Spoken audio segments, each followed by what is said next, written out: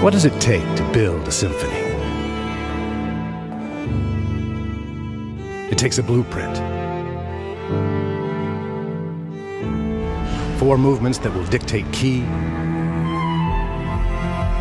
tempo, and the arrangement of musical notes that will create harmonies, melodies.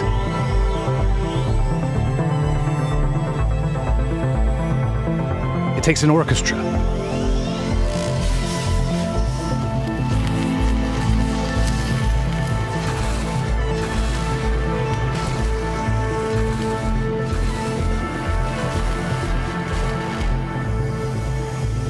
Master technicians of their craft, working in perfect unity to transform notes into sound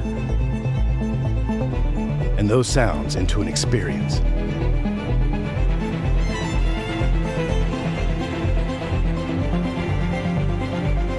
But most of all, it takes emotion. A feeling so powerful that it transcends words. It must be conveyed in another form. Introducing the new 600i from Origin. A symphony in motion. See your authorized Origin dealer for details.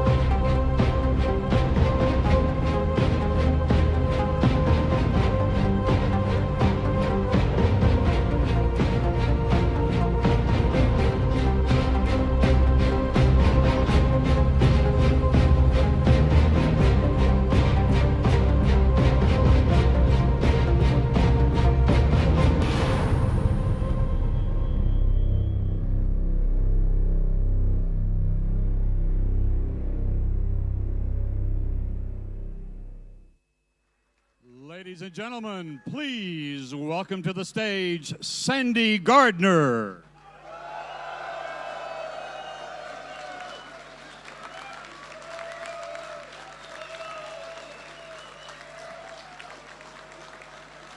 Guten Abend zusammen.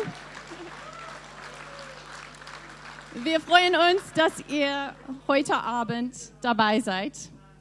Now I'm going to continue in English because I feel like all you Germans speak English better than I speak German. So, good evening, everybody. Thank you, everybody, for joining us here personally tonight, and also to all of you online, including our CIG staff. I just want to send our quick thoughts across to our Austin, Texas office, and also to the Hall of Texas, as there is supposed to be a Category 3 rolling in there. So our thoughts are with you. Moving on. As you may or may not know, Germany is our second largest audience outside of the US, and it continues to be.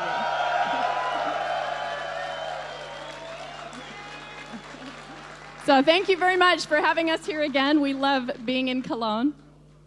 Since last Gamescom, we've had around 240 working days, and we have smashed 11,279 bugs. And we now have over 400 plus staff worldwide. So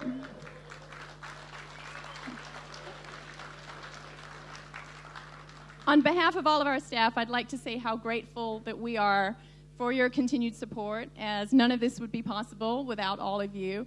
And you definitely are a great motivator in more ways than one, sometimes slightly negative, but mostly positive. Mostly positive, yes. And so if you haven't stopped by our show floor, we are in Hall 9, booth A51. And thank you to all the volunteers who are helping us out there, and also to the streamers. If you can't get to the show floor, you can see it on the stream. Thank you very much to Twitch. I'm assuming we're also on the front page tonight of Twitch. So, without further ado, I am going to introduce the man who you've all been waiting for, Chris Roberts.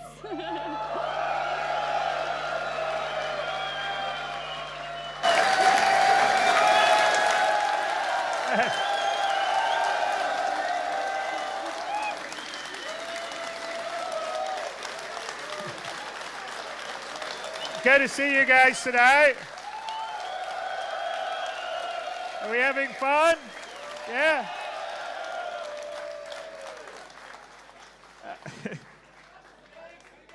So normally I would have a PowerPoint, which we can have a bit of one here, and we would go over all the points, but we thought that perhaps we should just get straight in to a demo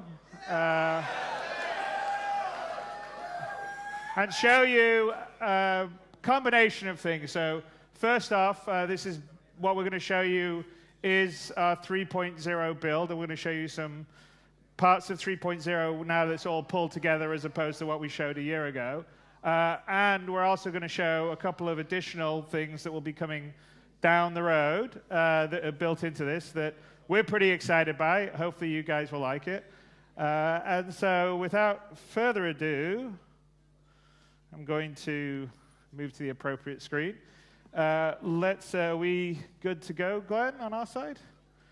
Okay, and then the only thing I'll warn you is this is probably the most high level of coordination difficulty demo we've ever done live before. So, and we still have a lot of bugs in 3.0, so I'm not making any promises.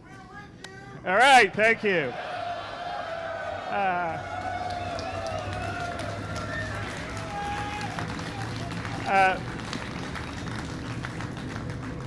So as I mentioned, we're showing you a snapshot of 3.0 that you guys will be getting your hands on in the very near future as soon as we get rid of the remaining bugs. In 3.0, we now have, can I bring the music down a bit on this at the moment? So in 3.0, we now have 3 different moons. So we've got Delmar, Daymar, Selen, and Yella. And in addition to that, we have the asteroid of Delamar, which has the Levski landing zone on, and it's the first full implemented landing zone that we're having in the PU. And it's much more built out than it was previously.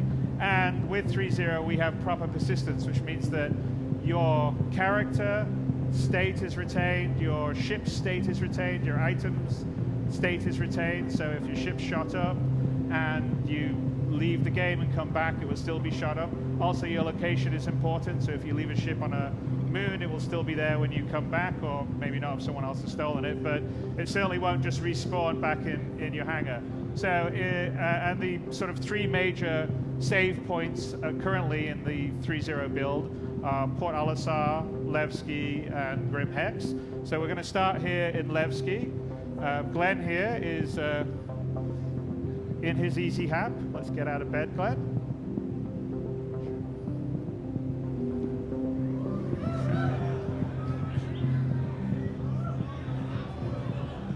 Well, you wouldn't expect Glenn to sleep in his spacesuit, would you?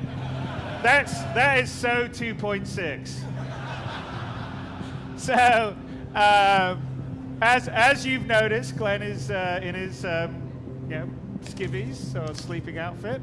But in 3.0, and this is quite different than what we showed last year. We have a completely modular clothing system, so you can dress however you want.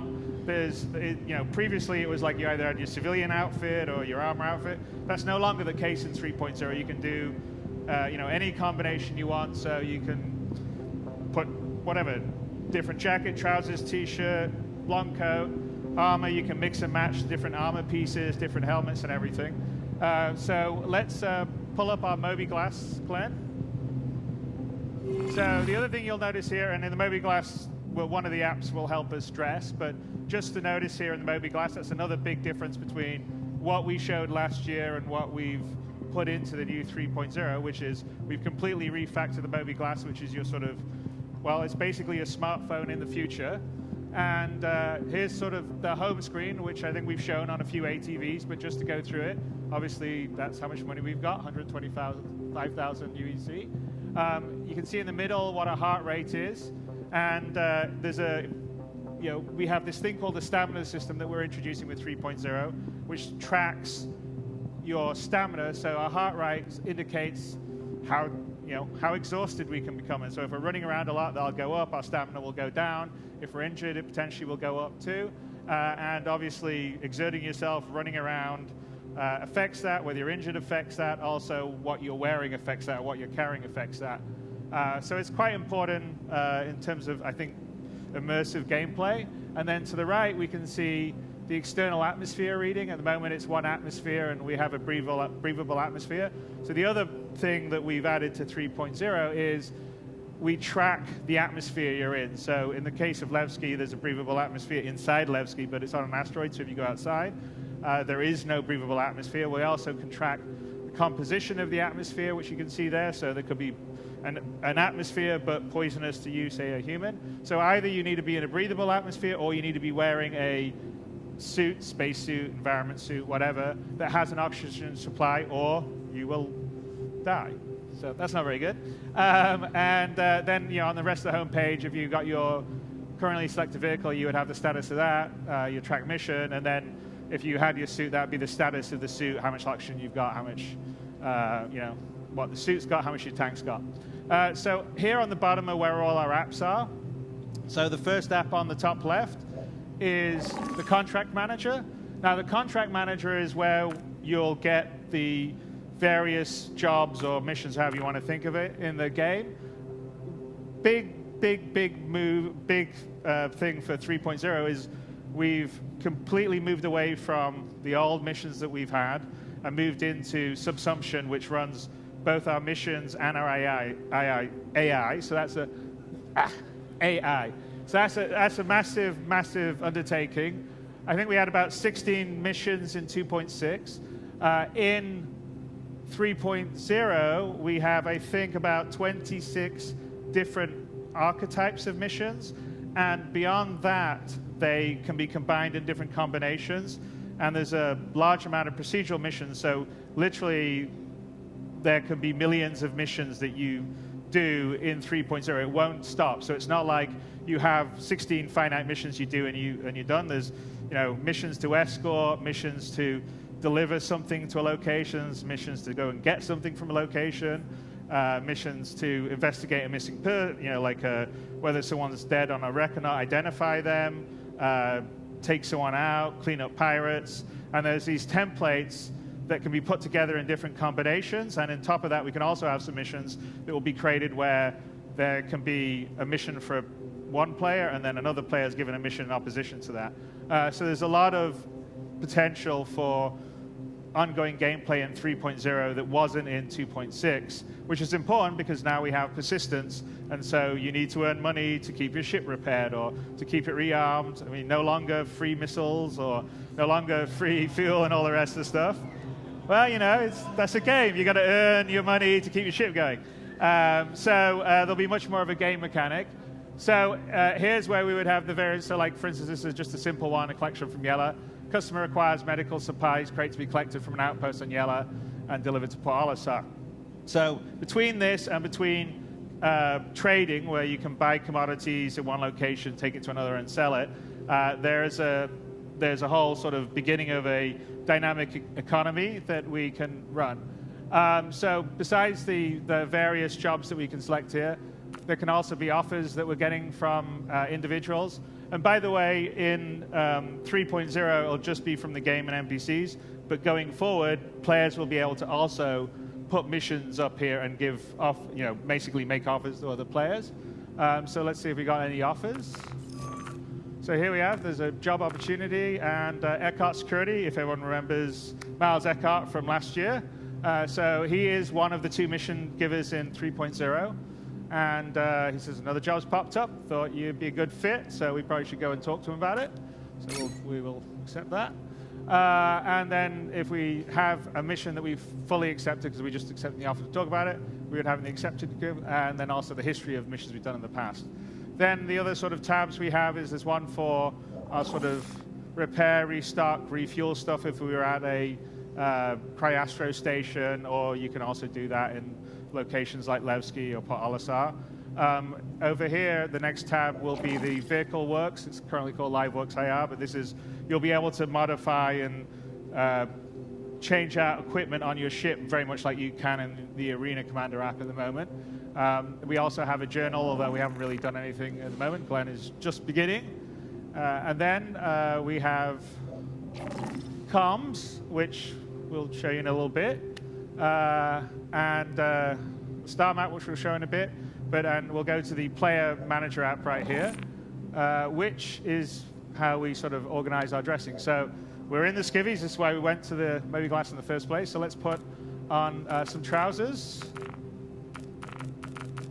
and some boots and maybe a jacket. There we go. Looking very fashionable to go outside. And, in 3.0, there's actually quite a lot of clothes that we've added for people to dress and customize themselves how they want. All right, Glenn, let's turn around.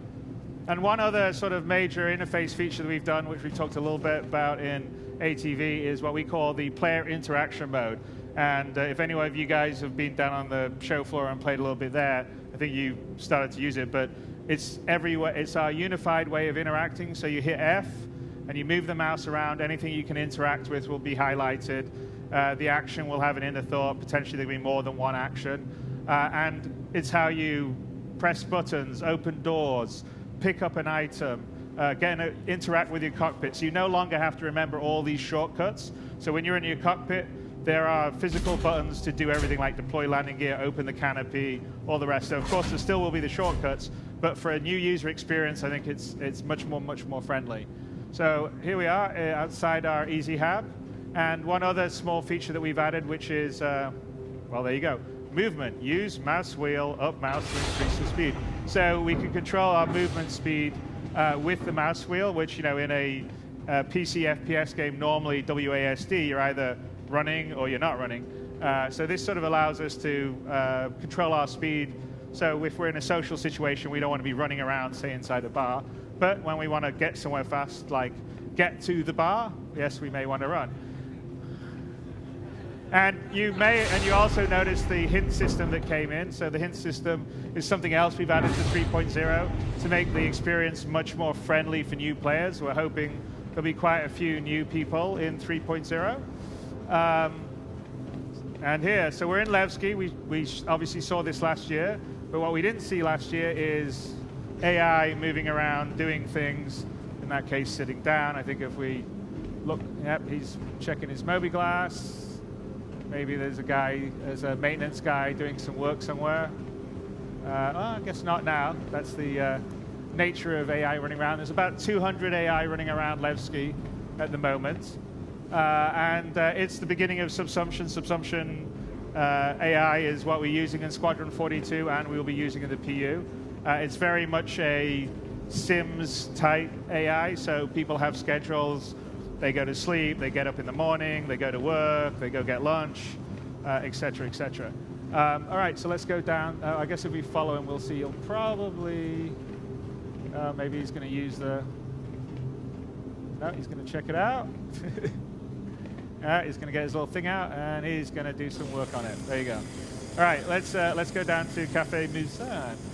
So in 3.0, there is sort of basic AI moving around, doing things, shopkeepers, bartender, mission givers, but it's just the beginning of what we're putting on, and it's going to be much more fluid and more sophisticated as we go down.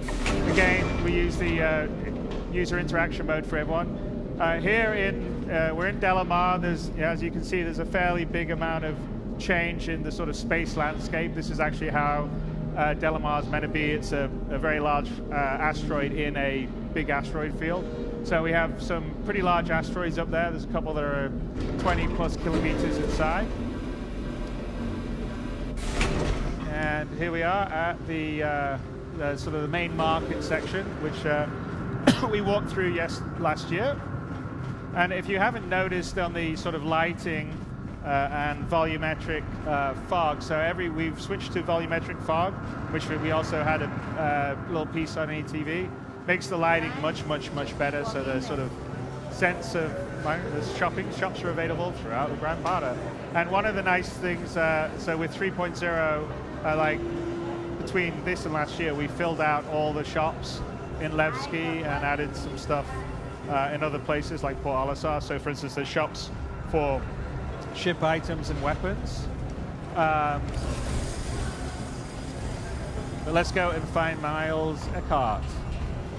So besides clothing shops, armor shops, personal weapon shops, there's shops for ship items, and in the next release 3.1 we will have ships that you can buy as well, and that will be the full amount, the trifecta. Right.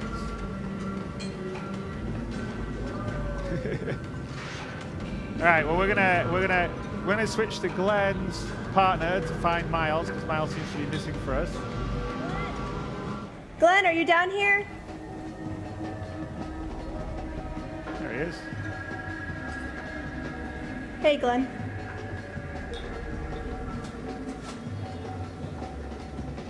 All right. Let's talk to Miles. Get our mission.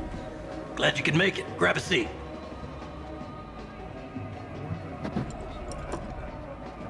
From time to time, jobs find their way to me that aren't orthodox requests. That's a better way to say that, but let's just say they aren't the kind of ops you can give to just anyone. They require a very specific type of person. Now, mutual friends have told me that you might be one of those precious few who are capable of completing a contract without question. If I'm wrong, we can leave it at that. Enjoy a drink in my spectacular company for a few minutes, and we'll part ways with the understanding that this meeting never happened. If I'm right, I might just have a gig that I could use you for. So again, user at the player interaction mode's used for this again. So we can either be interested or not, but we're interested, obviously. Otherwise, Give you some short backstory demo. here. One of the many services Eckhart Security provides is as independent investigators. Sometimes that means extracting black box data, pulling data pads from wrecks, or even looking for missing persons. Different day, different job. That's what my dad always said. Sending you the details. All right, so he's going to send us details. Let's check out what the mission is.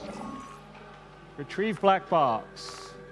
So here's the mission. A government witness has been transported across the system to testify in the trial of a major syndicate boss. When the transport was shot down, the lawyers want to prove that they were targeted by syndicate assassins. So they're paying good money to retrieve the black box, which recorded the crime. Unfortunately, it's highly likely that if the syndicate did organize the hit, they'll be sending some people to retrieve the black box to wipe the data, so you'll have to hurry. All right, it's a pretty hefty contract, so it's probably pretty risky. It's also, this is actually an example of a opposition mission where Let me know when it's another done. group going for it. All right, so let's get out and... Hey, you done? Sorry about that. I had to talk to Eckhart. Okay, so He just gave us a mission. Wait, you're a guy? Yeah, why not? I wanted to try something different. What do you think of my look? okay, so hold on, guys. So one thing that we're going to show here, and this is a feature that we've put into the game. It's not going to be in 3.0, but it will be soon afterwards. Two things. One, which is Don't just stare at me. That's a VoIP, spirit. and the other is what we call That is a great smile. face over IP.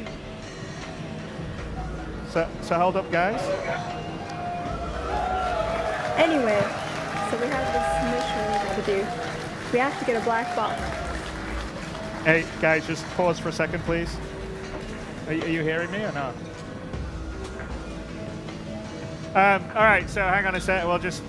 hang on. Guys, can you pause? Just pause for a second. Hold. Pause for a second. Okay, so... Sorry, we've got to coordinate because we have Melissa, who's down in the basement as another player, and we have Glenn here. So, but we have what we call face over IP, which is a combination of diegetic voice over VoIP. So wherever we say, like, Melissa, can you back away talking, please?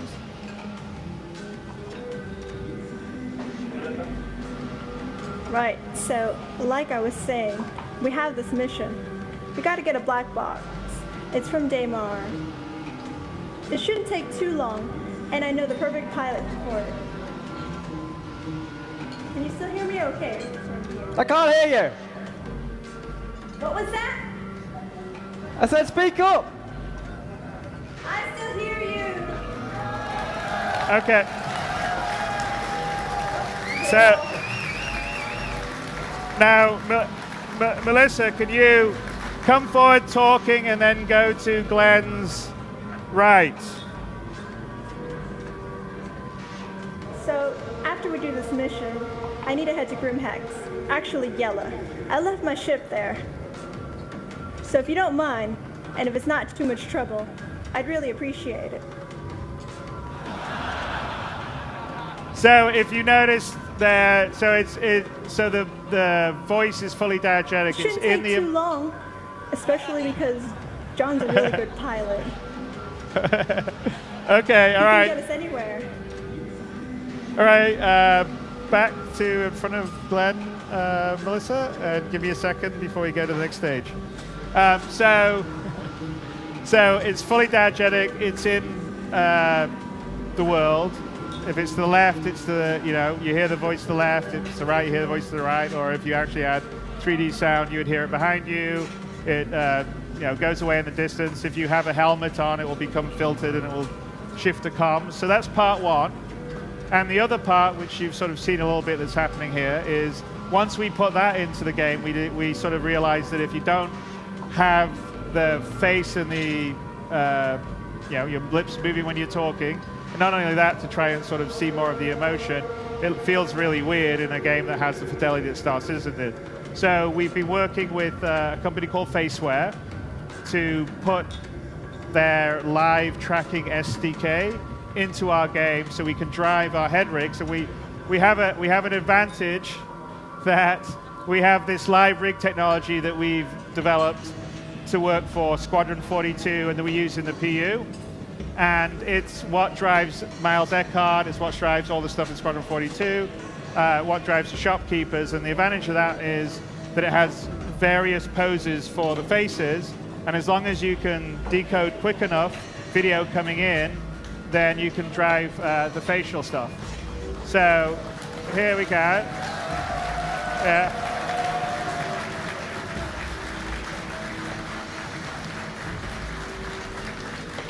And Melissa, do you want to pull up your debug window so they can just see it tracking on your screen?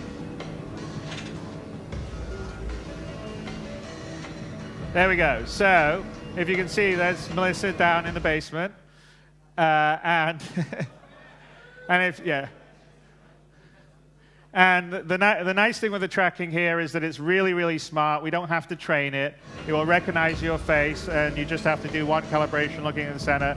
It works with it works with standard webcams, and if you have a better webcam, it will work even better. So these ones are ones we'll tell you about in a little bit. And then we have one more feature because this enables because we track heads. So Glenn, maybe let's switch to Glenn. So let's switch to Glenn's view and like get a camera on Glenn. Okay, and then Glenn's view. There we go. Now Glenn, turn on your head tracking. Okay, so now on top of that,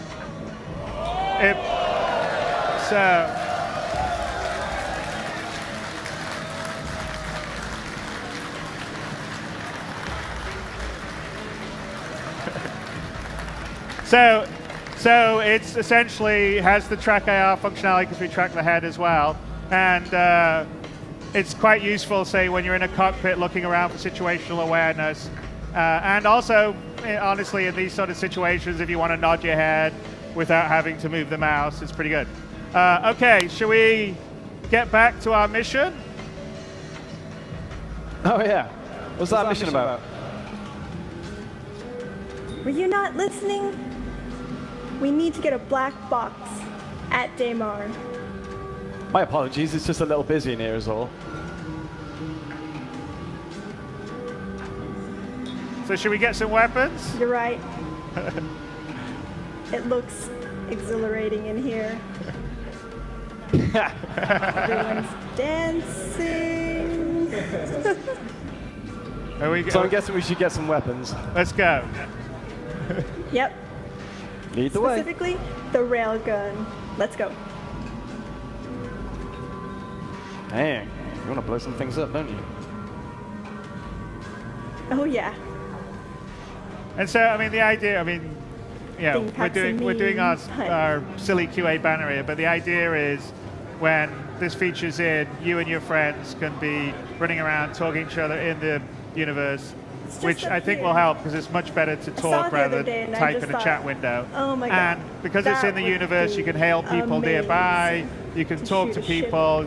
So yes, you can use TeamSpeak or Discord or Mumble or something like that, but it won't be diegetic, and it also won't allow you to sort of talk to someone you meet in a bar or have all the channels set up diegetically for our game and universe. So.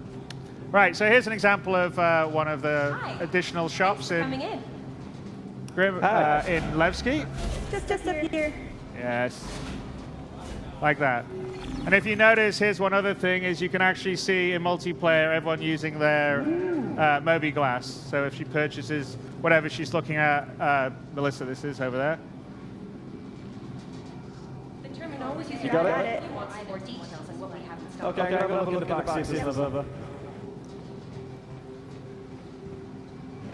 I'm gonna get me some ammo. You do that. Wow. You know it means business when it has a skull on it. Yep. It's pure evil, which is perfect. Over there. There's a few more items that join our spectrum selection. You're scary. You finished back there? Yep. Got some other stuff too.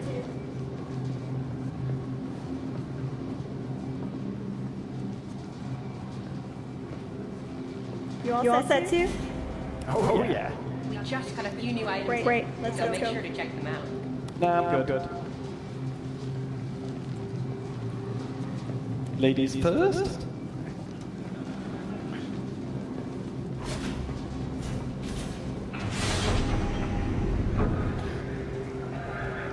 Okay, so if we're going over to Daymar, we're going to need a pilot. Yep. I already told you. John. Who's he again? He's the guy I used to do some missions with back in the day. He has a constellation. The Aquila specifically. You can transport these things really easily. So, what are we doing? We need to get some ship items. Dumper's Depot. If you don't mind, anyway. Can't he buy it John's himself? not expecting us for a little while. Hi. Let me know if there's anything I can help you with. What was that, Glenn? Sorry, I cut you off. Oh no, I was just listening to the woman. Oh, don't talk to them. They just try to sell you things.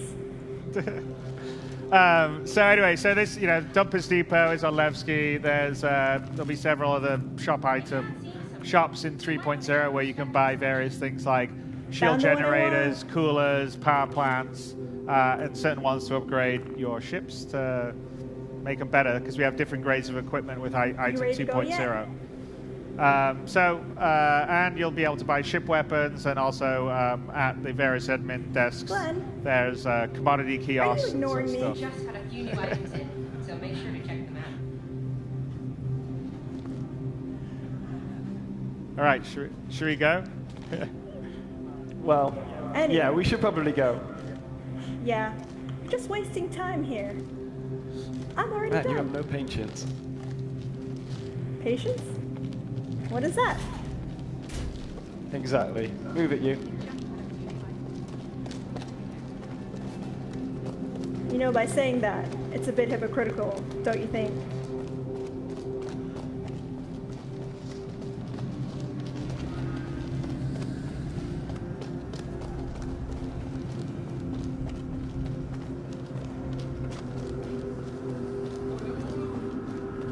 So I'm thinking, we get to the top lot. We take the rover, and we drive it to John. Sounds like a plan. Because I'm not walking on Daymar. I hate sand. I've never been to Daymar. There's sand. Everywhere.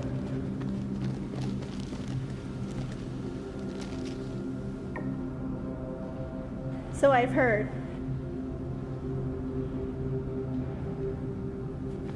Do you think there will be a sandworm there? Not another word. That would be awesome. What's with you in danger?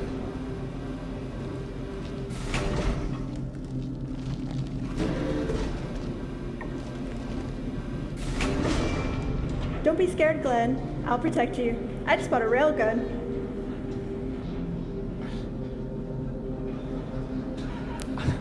I don't doubt you.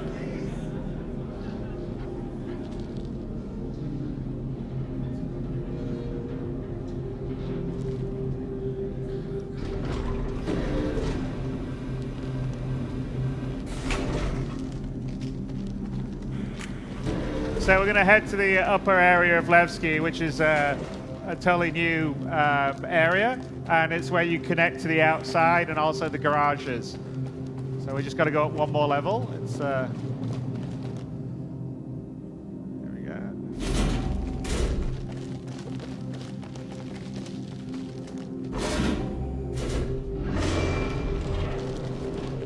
Nice jacket, by the way. Oh, thanks. Okay, so here we are on the very upper level. All right. So I will get into my suit, and you will spawn the rover. Yeah, no worries. So Glenn's going to go up to the vehicle valet station, and this is where you summon your vehicles. So in this case, a rover to the garage. But if you had a ship, it would be to the hangar or the landing pads. And this works in concert with the air traffic control system, the ATC system, that is also new to 3.0, because now there'll be lots of players and landing zones. We don't want people to just hog a landing pad and ruin it for everyone else. So you have to request a landing spot. You get given it. You've got to land it within a certain period of time. When it landed there, your ship gets taken into the sort of big ship storage of whatever the landing zone, and then you call it back up through vehicle valet, which is what we just did for the rover, and it will be in a garage, because with landing zones that actually are connected to a moon or in this case an asteroid planetoid, or I'm a all regular suited planet, up you'd have and one. ready to go. So here we are, we're getting dressed up. So outside of Levski and Delamar, there is absolutely no atmosphere, so we better put a spacesuit on. Putting a tasty blue and white number Explorer outfit, which is new for 3-0, as is what Melissa will be wearing.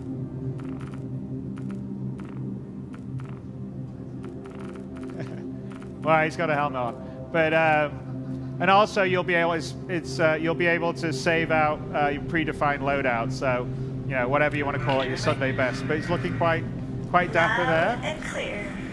Can you still read me? Yep. So now you'll notice the voice is filtered because it's over comms in the helmets. You're welcome.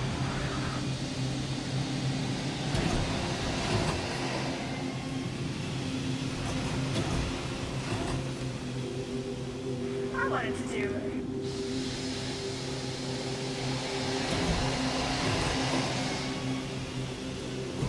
So here we're outside.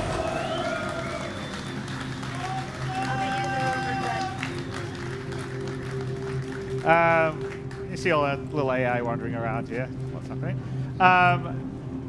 So let's go out. The garages are to the right. We can see Melissa's actually getting into one of the rovers.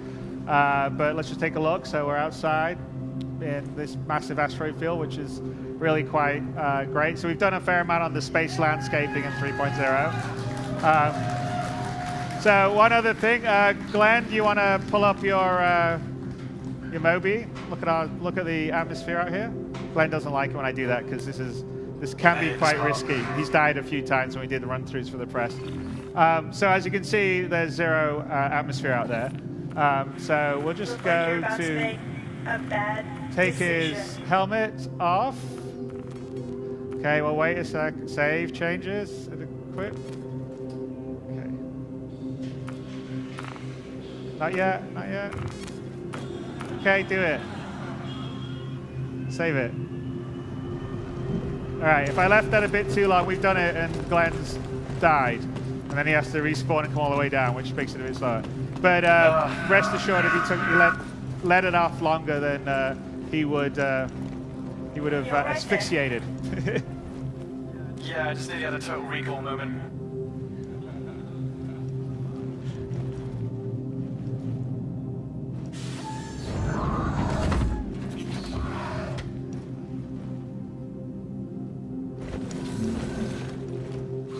You all strapped in?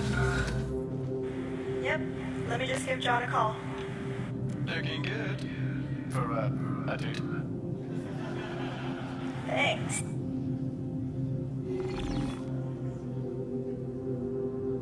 Full screen for the call, maybe. Okay, so as you can see on our Moby glass, the communications that we showed, no, the other way, the other view. Thank you. So we're calling.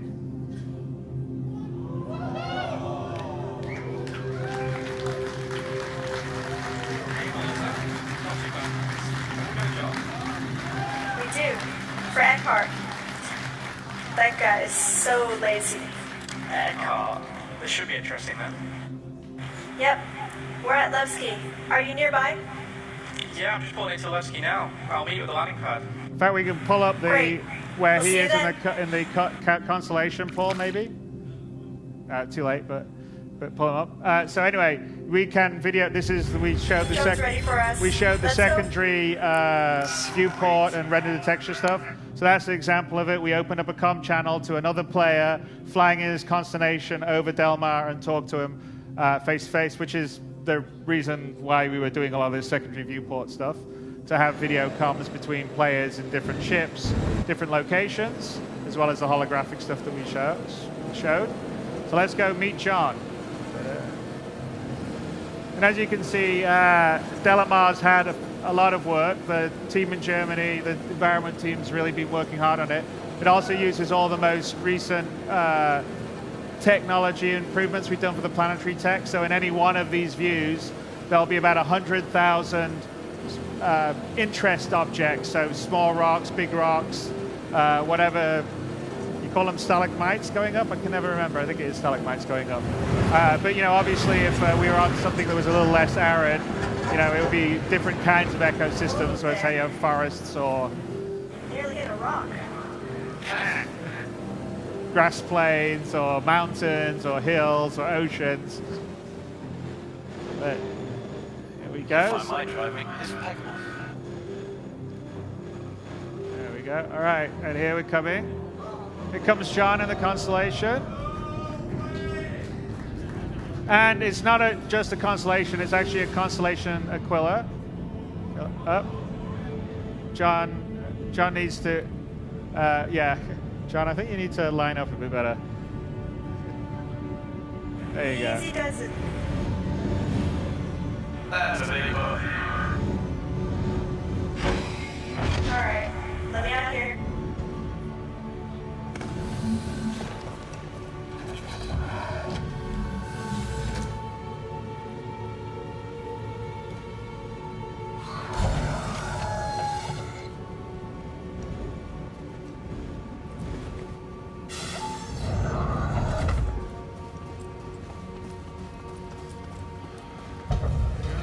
Maybe switch to, there you go. So here's John lowering the cargo bay for us. Alright, Glenn. Nice and easy.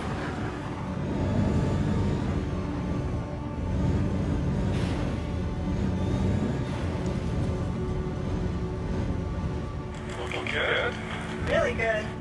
First try. Yeah, parking these things is quite the challenge.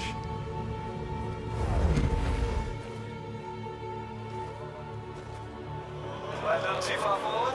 You might be. Just a tiny bit. You want John's view picture-in-picture, don't you, Paul?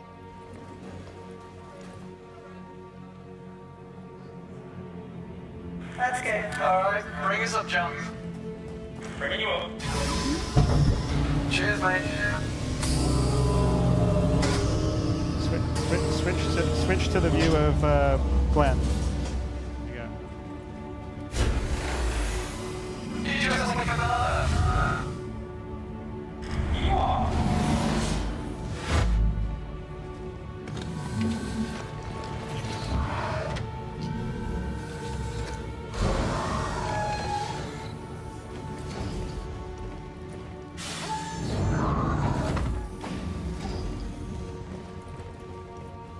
Hey, John. Hey, welcome aboard. Thanks for doing this last minute. Oh, no problem. Always up for a job. Ships like these are expensive.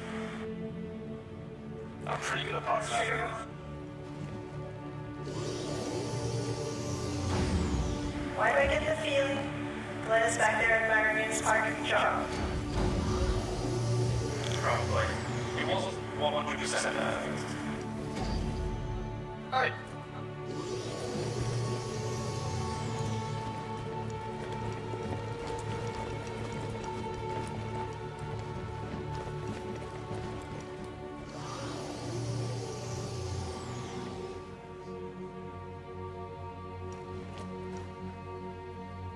You ready for this? Yeah. Stay running.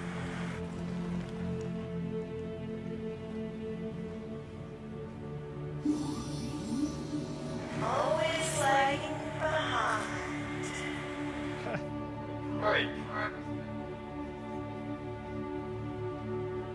All right, let's take off, guys.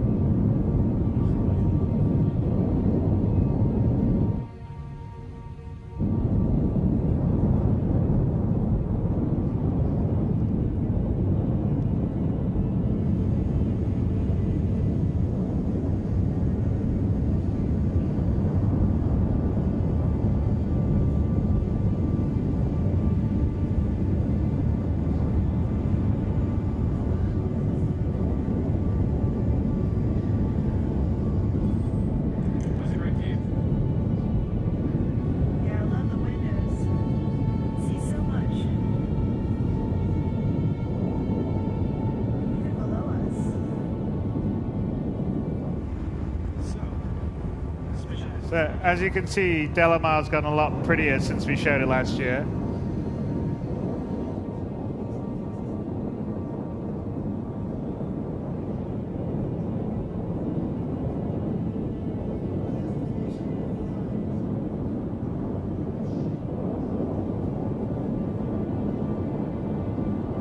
You get a bit more of a view of like the craters and stuff on the other side.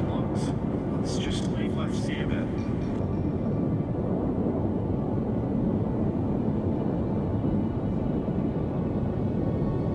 Go down, I guess the pit's pull out.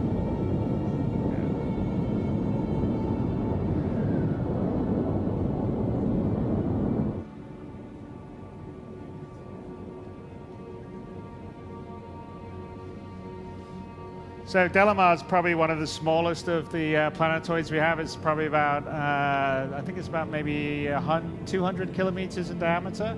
So it's a lot smaller than the moons. So when we get to the moons, you'll sort of see the difference, but it's essentially a quite large asteroid. And just gonna get far enough away from, and as you can see, the space landscaping's much better than it was in 2.6. If you wanna look down, we see the big crater. Can you?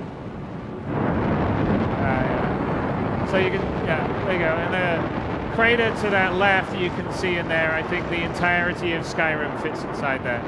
So, and this is one of our smallest little planetoids. Good. Wow.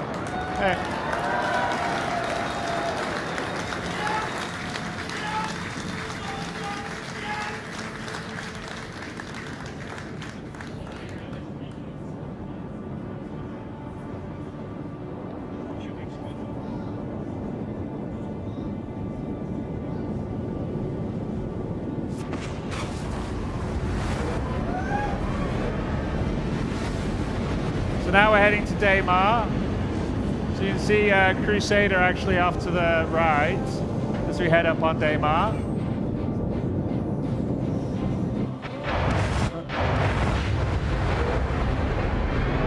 That's a bug.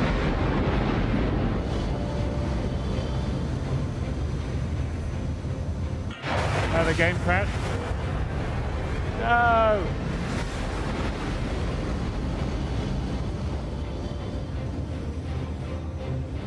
Oh, John's machine crash, yeah. All right, sorry guys, the pilot's machine crashed, which is why it disappeared in the middle of the jump. Can you take over the pilot seat?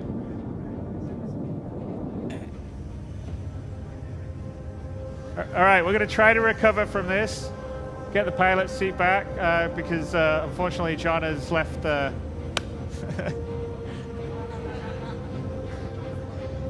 Do you need a flight, power it off and power it back on to get it going?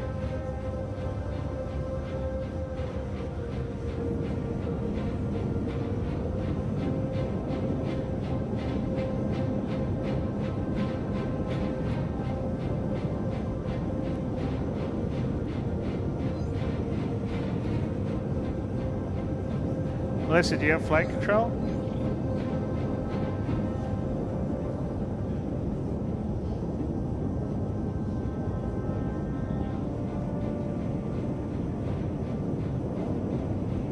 Can we power it off or not?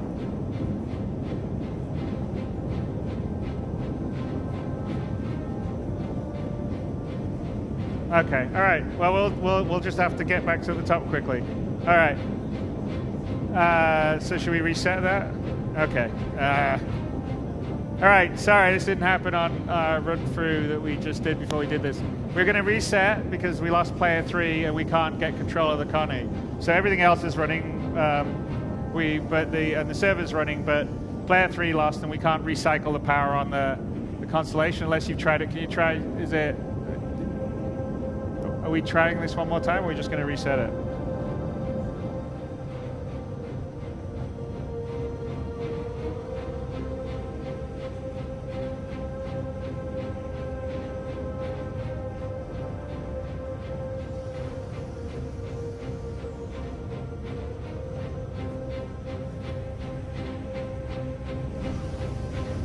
Try one more time.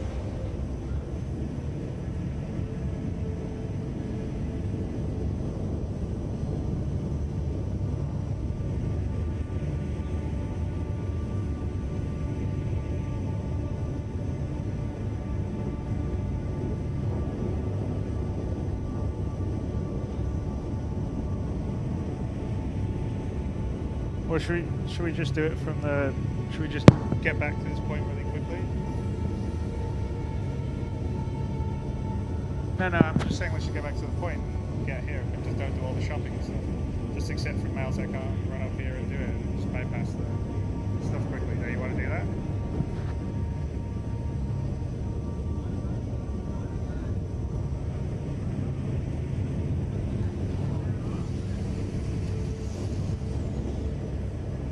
I think they got power off. Let's try that.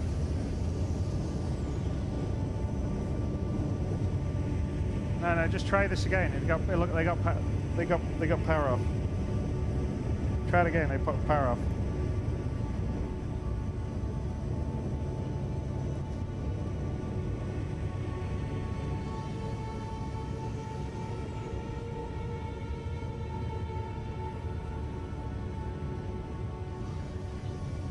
Let's see.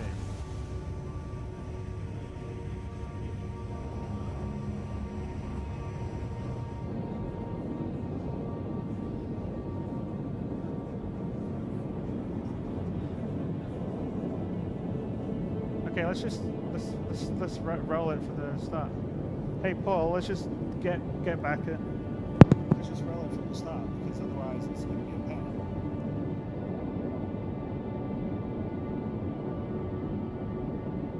We're going to restart because we lost player 3, and when we lost him, we couldn't get control back of the colors. So you're going to get to do it again. We're going to get to do it again, but this time we won't have as much banter, and we'll get back to this point.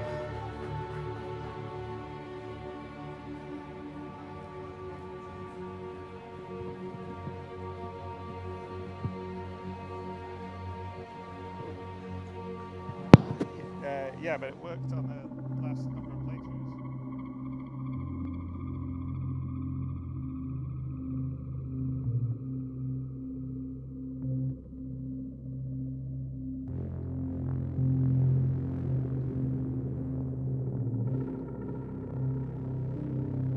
Reconnected.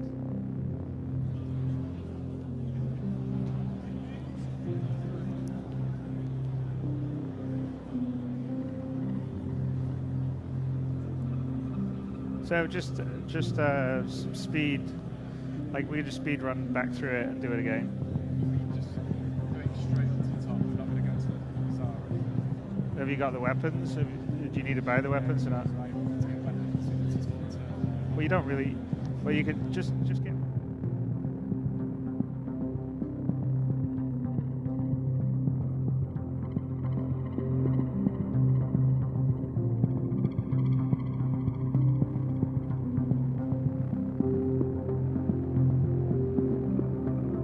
I did warn you that it potentially had some crashes in there.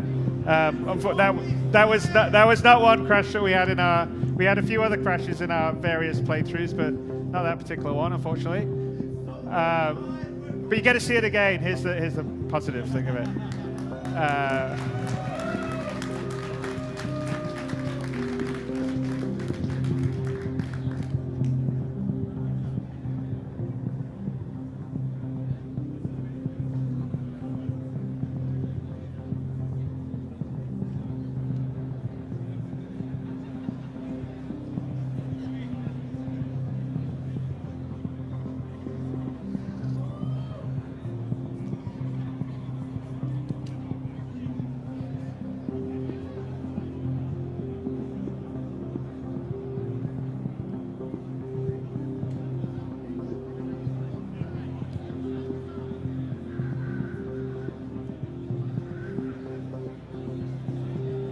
Hey, do not show the loading screen, by the way.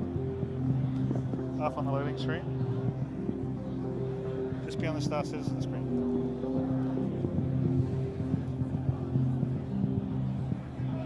Is this focused on me? Yeah, I'm trying to tell. They'll need to take it like Me. Hey, Paul, please get off the loading screen.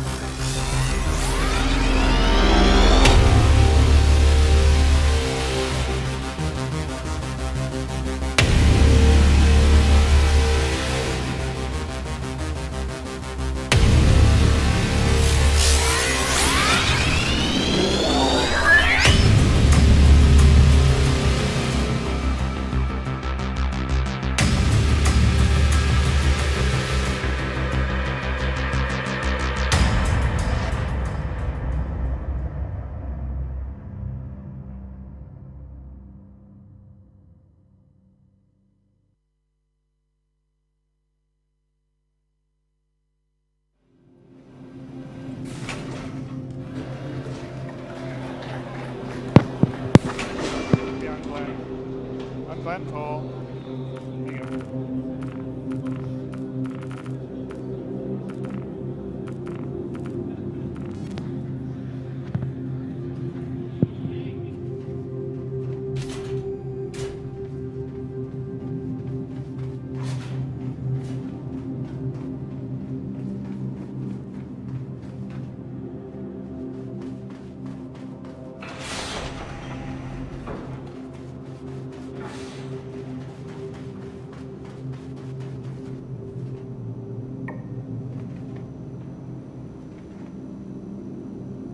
To get back. And I'm not going to do much talking. I'm going to let the pros do their work. So we got to go get our mission again.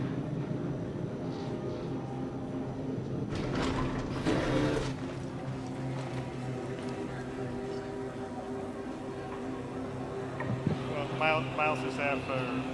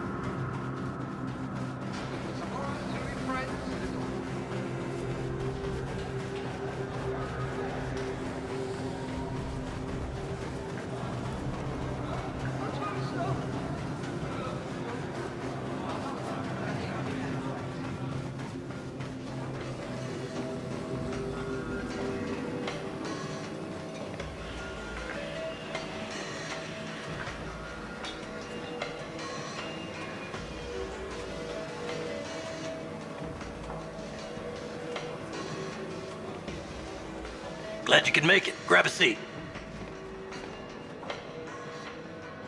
From time to time, jobs find their way to me that aren't orthodox requests. That's a better way to say that, but let's just say they aren't the kind of ops you can give to just anyone. They require a very specific type of person.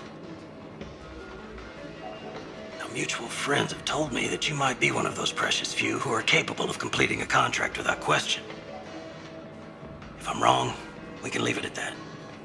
Enjoy a drink in my spectacular company for a few minutes, and we'll part ways with the understanding that this meeting never happened. If I'm right, I might just have a gig that I could use you for.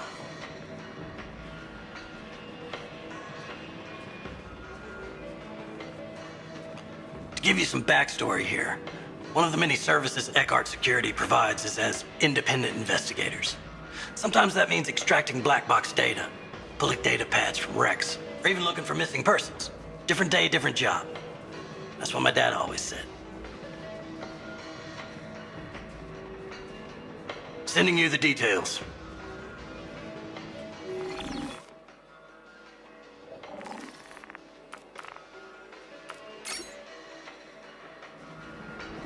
Let me know when it's done.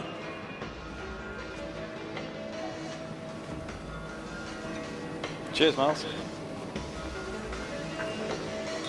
Glenn! Let's get us a railgun. Yes, let's go.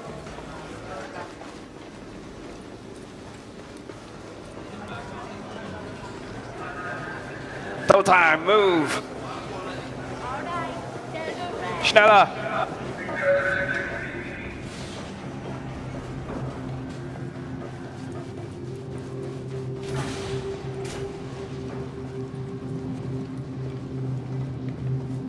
Hi, welcome.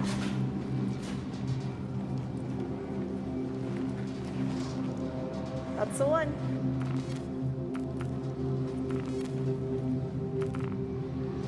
Yoink.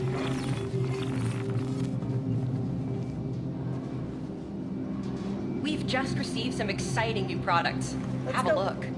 Yeah, not now, lady.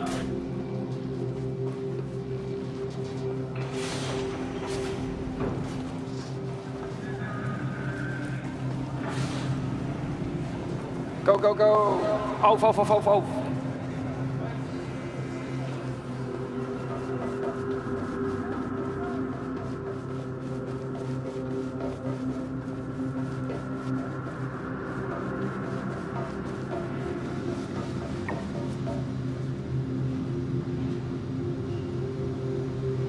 Right.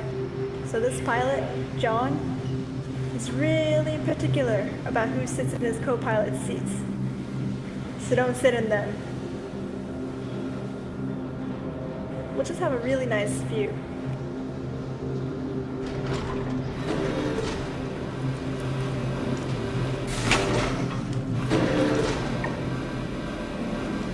No seatbelts, huh?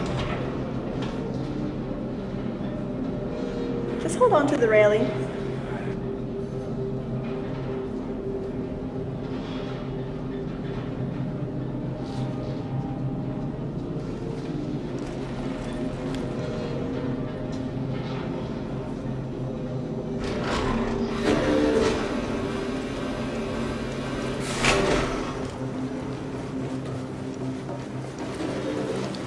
All right.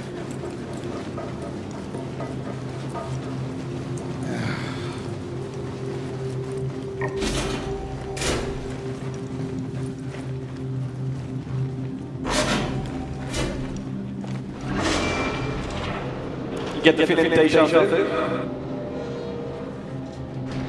Yeah, a bit.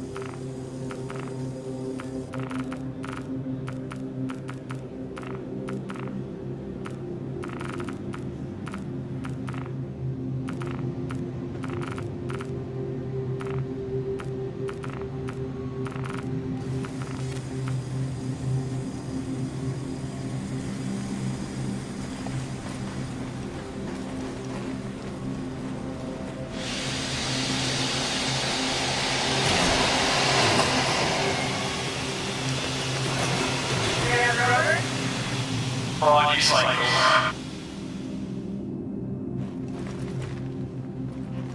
Too slow.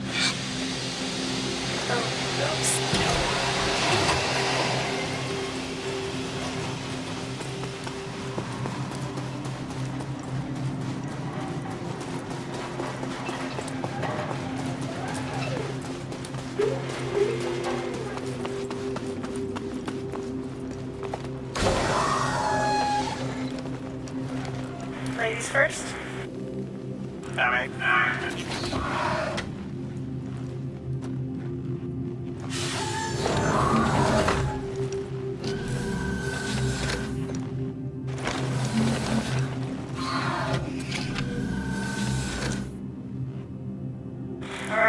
let me call John really quick.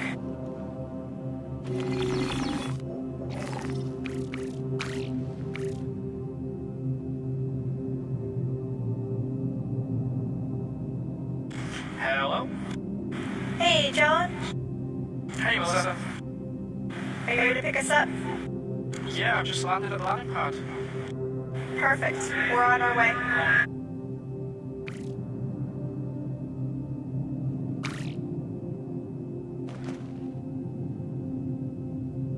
John's ready for us. Let's rock and roll.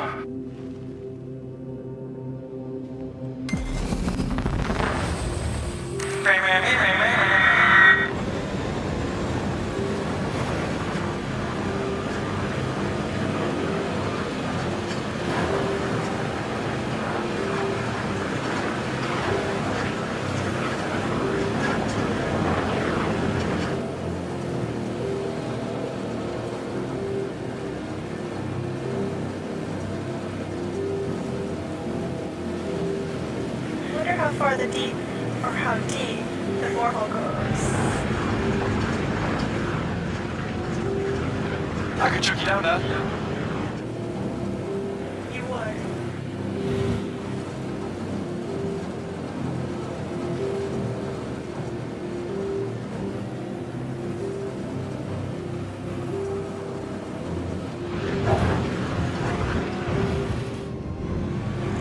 Nice driving, Slick.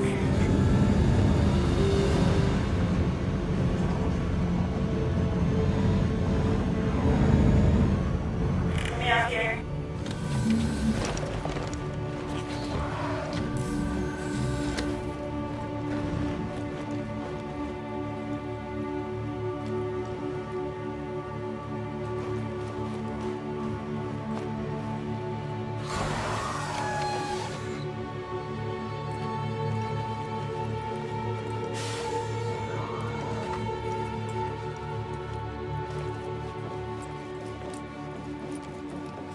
Okay, bring it in.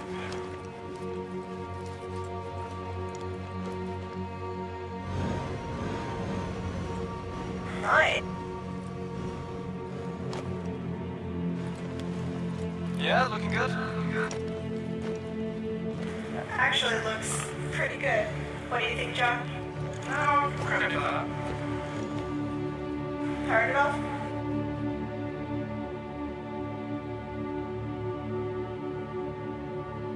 You can lean forward a little bit.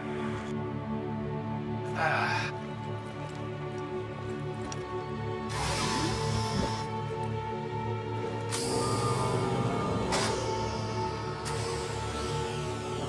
You almost had it. Bring me up, buddy. Okay, bring you up.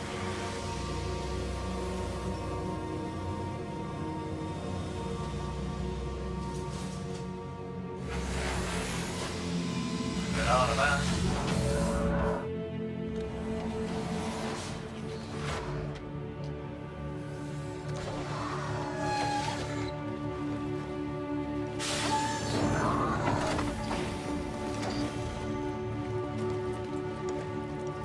Hey, John. Hey, so, my ship's a bit, it's taking some damage. Maybe don't sit in the seats, don't touch any buttons, and we'll be good. We're gonna stand around while you fly. I mean, this is a comfortable ship. Make yourself at home. Just, Sorry about that. Hey. Touch the wall here.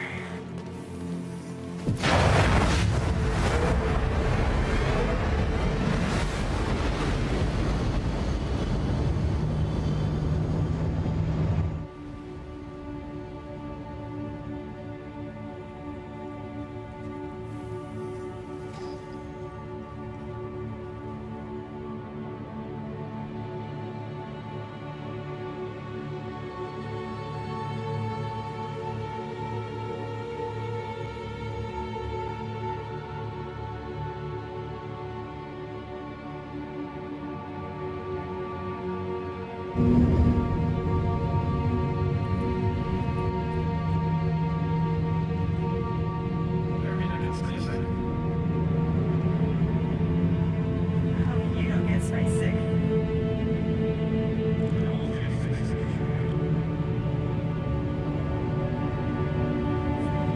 John's confident. No pressure, John. No pressure, John. No pressure, John. Sorry. No pressure, John.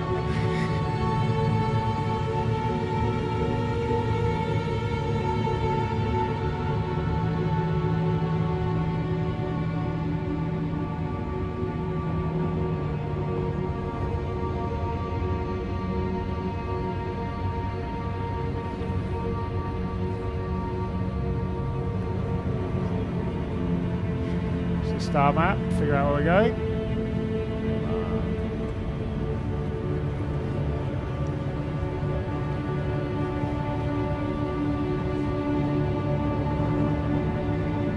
And if you see in the view, you guys can see that's Crusader off to the right, and then we're going to Caterpillar on Delamar, which is almost 1,000,000 kilometers away, 793,000 kilometers.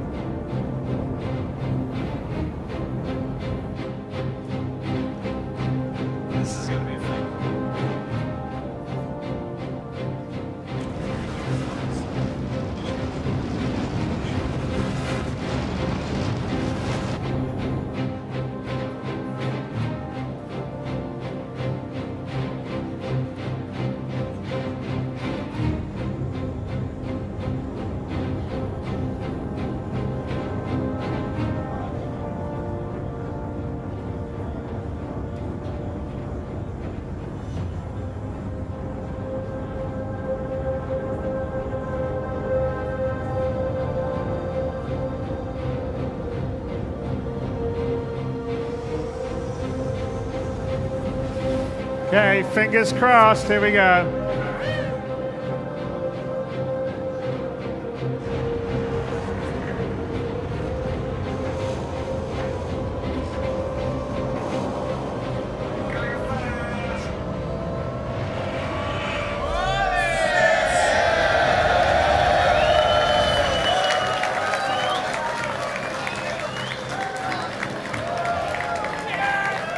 All right, back in business.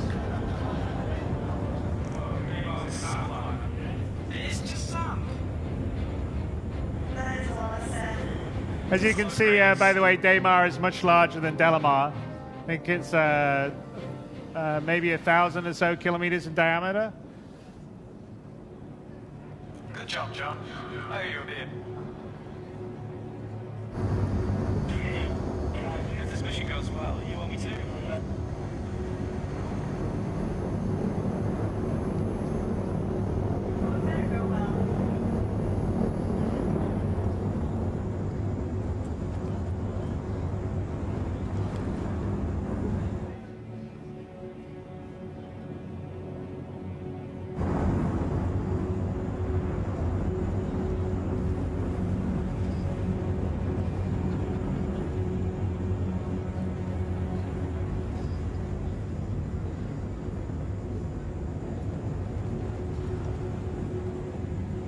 What's the ETA for landing, John?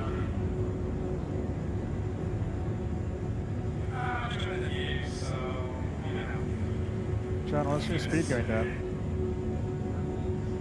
John, the view is sound.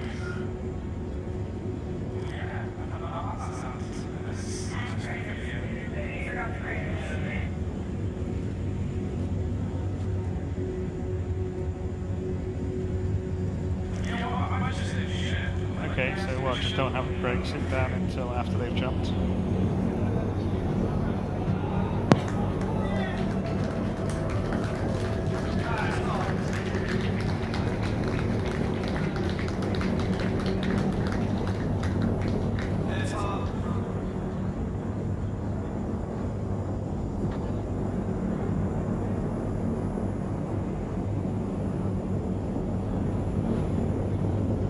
By the way,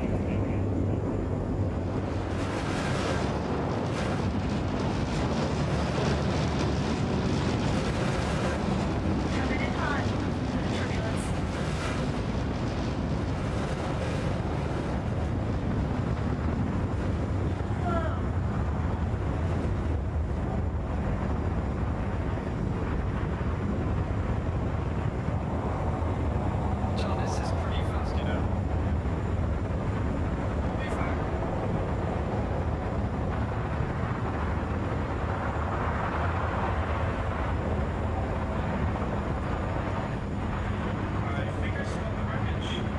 I see it too. Cool.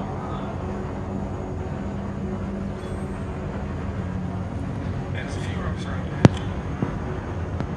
hey, couldn't see. Try and find a flat area.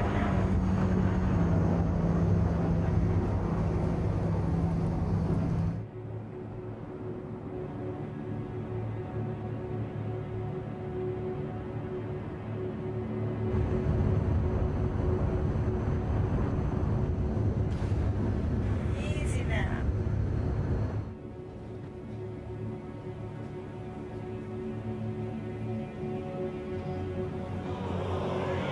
Whoa! Steady on. It's a little rough, but we're in one piece.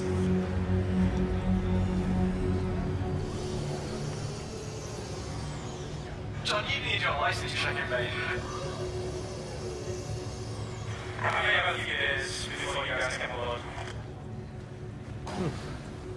I like your face. Exactly.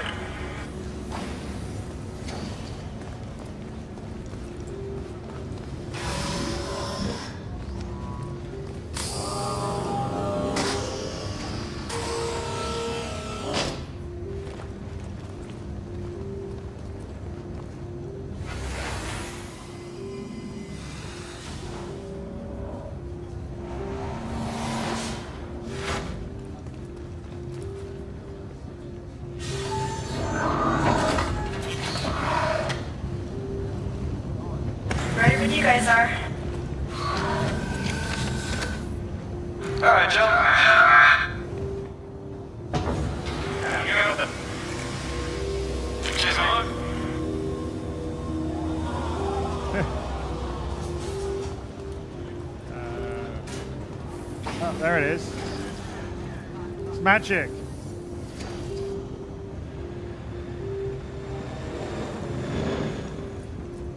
Whoa, watch out. Well, it's just a sync. It's a sync issue. It takes a second to sync it up.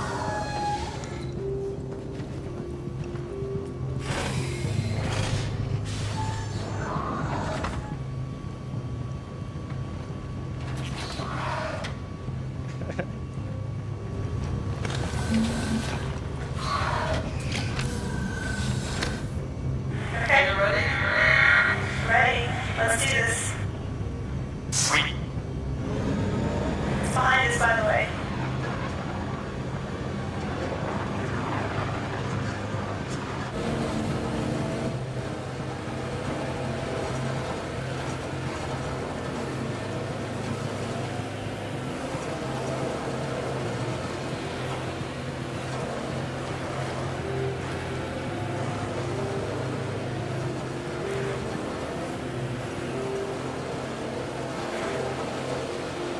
Oh, watch out for the rock. You know what? Next time, I'm driving.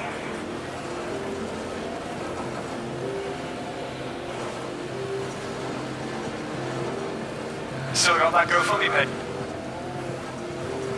Alex Lee wrecking the distance We there. don't talk about that. Besides, I've been practicing. Okay, we don't need to speed run anymore, guys. Yeah, first. So we don't need to speed run anymore. We're back where we were.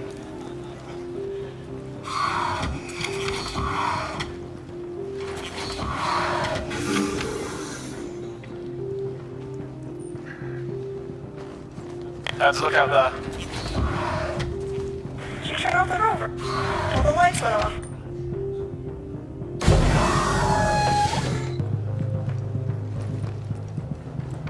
I'm out now. Could have waited.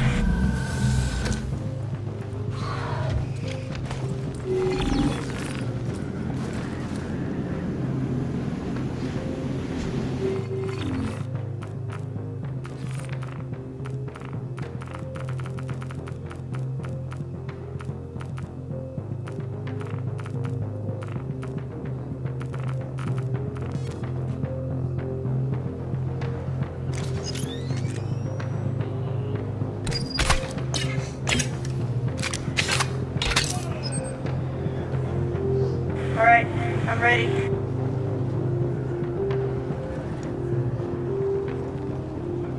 I'll scout ahead. Nice gun. Yeah, I need to get it repaired. But it still works. Okay, well you take point. You got the weapons.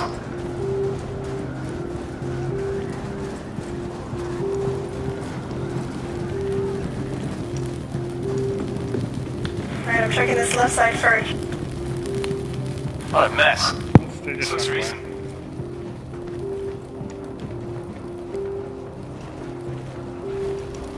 Hey, listen. Yeah. Check over the bullets.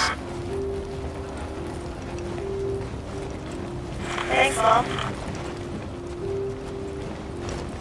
I'll get right on that.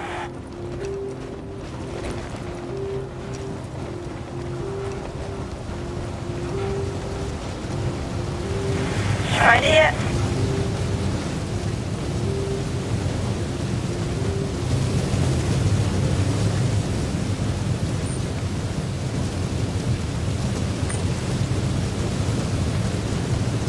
Can you see the point? Got some stairs here.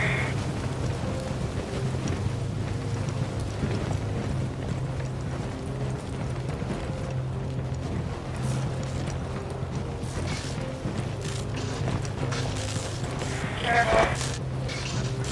All the sparks everywhere. I think I found it. Oh, what do you know?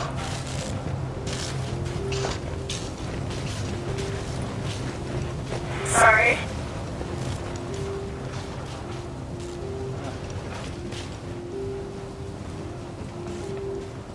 Do you want to take point?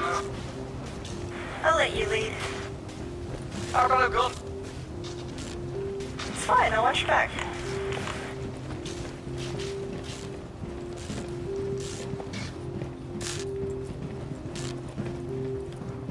If I get shot in the back. It'll be an accident. They'll just respawn. Maybe.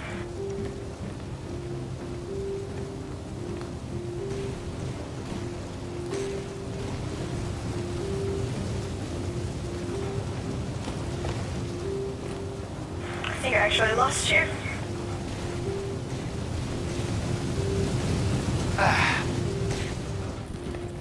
I found it.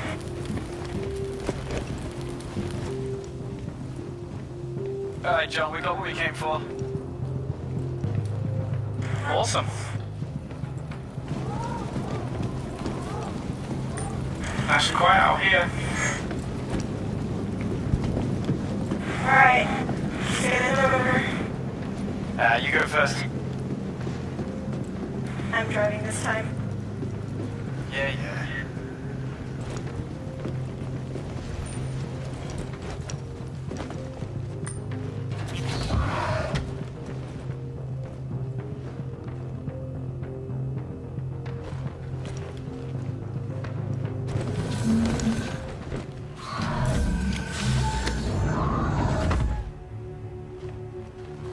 Alright, I'm in.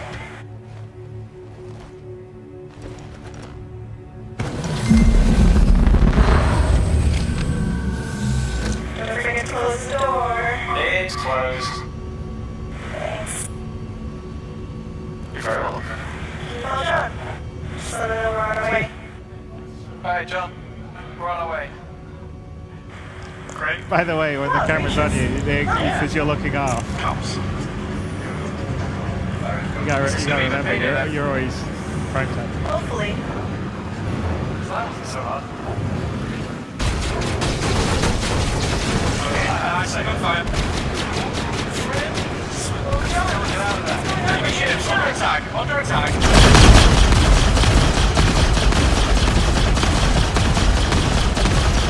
Taking damage. John, can you try taking up a little bit? We love to dash.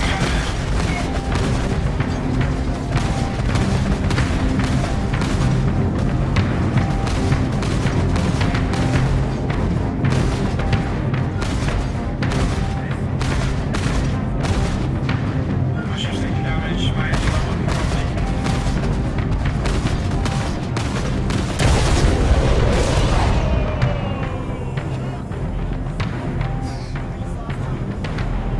Oops. Alright, well, guess they lost their ride.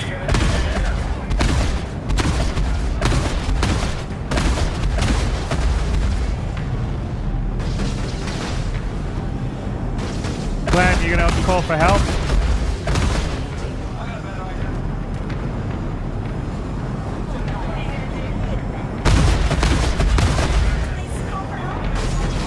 Well, I don't think I'd be on the Buccaneer because it's completely black inside.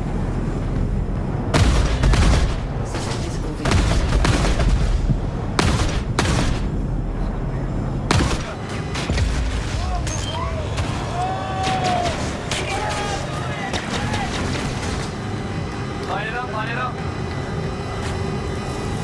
don't have any visual.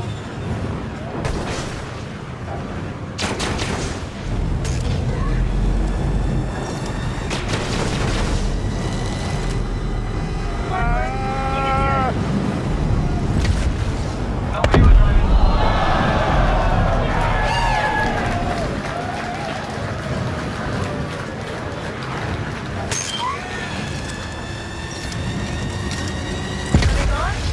Have we called for help? That's a no. Sayonara, sucker. We're tired bound. Did you get them all, Glenn? Hey guys, do you think it's time to call for some help?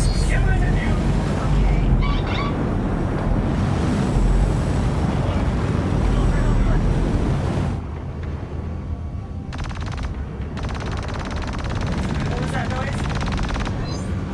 Glenn? Hello there! We're in a slight case of bad luck. We need help. Let's weekly. That's bring it, man. I see you, man. I sent interceptors to your position. Yeah, see, Captain. Fighters engaged. Yeah, we're coming for you, man. Don't worry about it. Okay.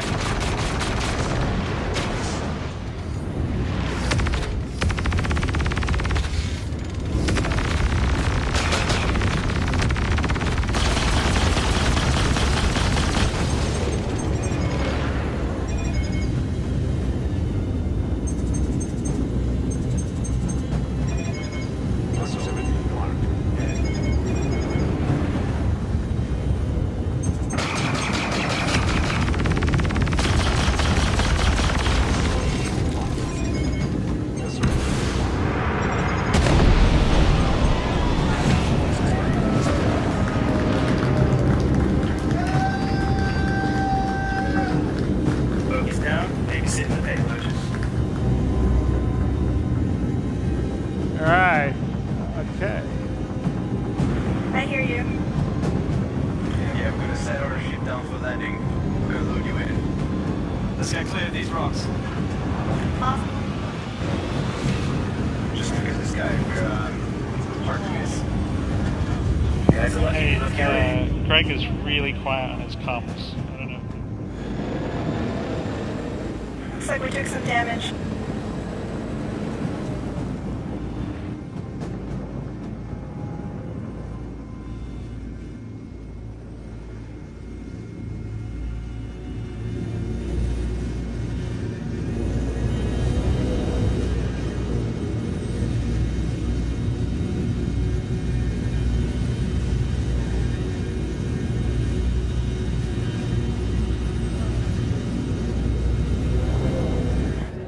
Edges?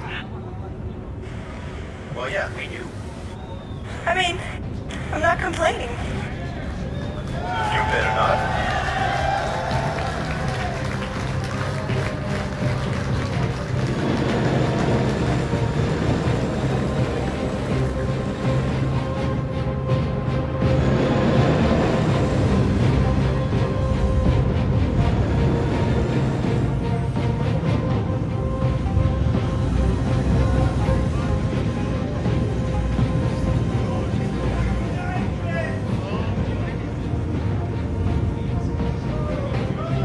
No, these are gladiators from the Idris, by the way. So, in order to shoot you.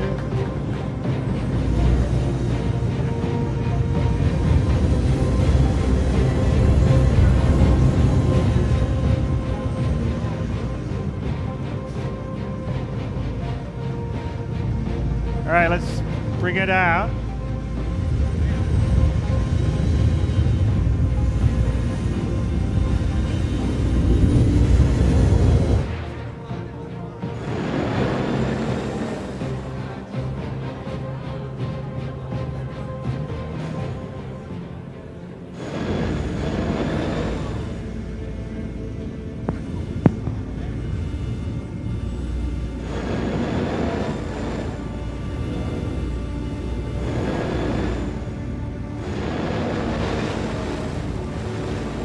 That's a huge ship.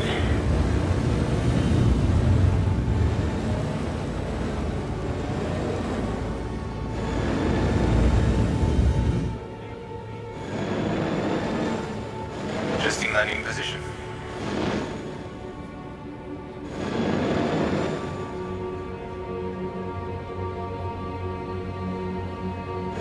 Hey, Melissa. What? Let me out. I want to get up to that thing. Go on then. Just close the door. On your way out.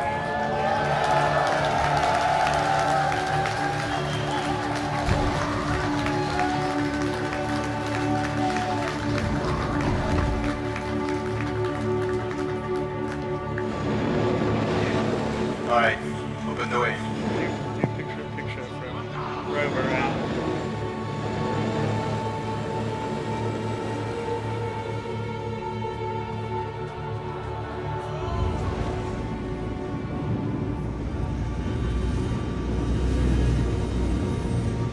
So as you can see, the Idris is pretty large.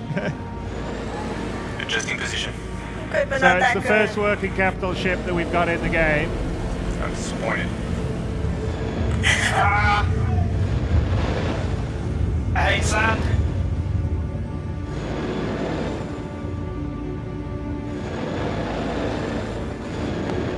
Go with Glenn's view as well, please, Glenn's view. Alright. Never done this before. Let's see how it goes.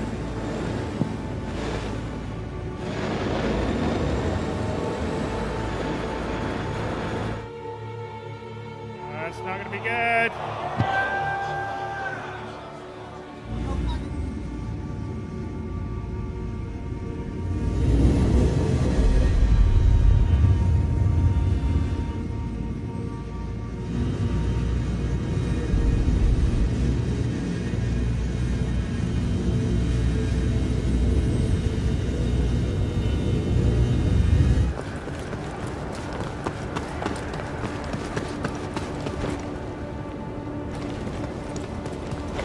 Third time's the charm. Alright, let me line this up again.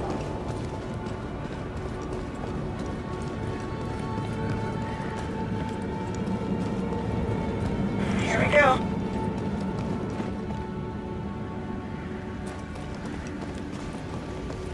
Almost.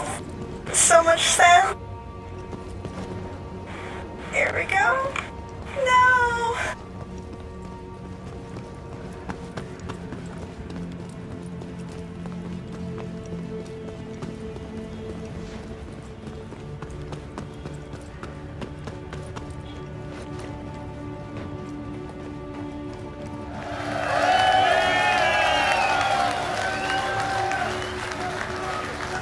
Oh, but he's got one of them.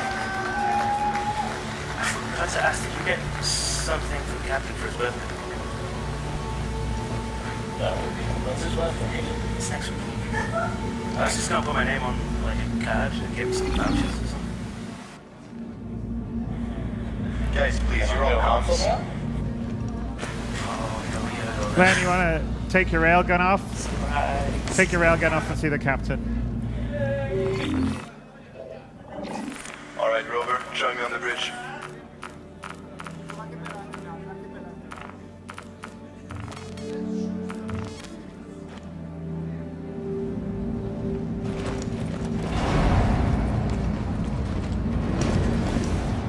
Closing back door.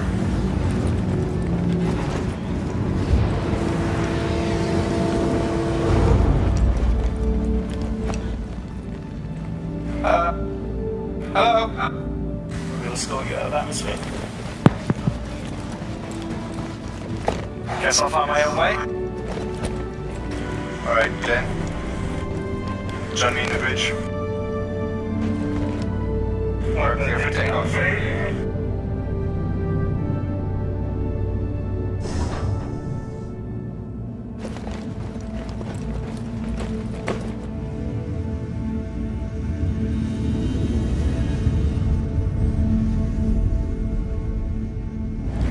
Get us out of Daymar. Proximity alert. Head.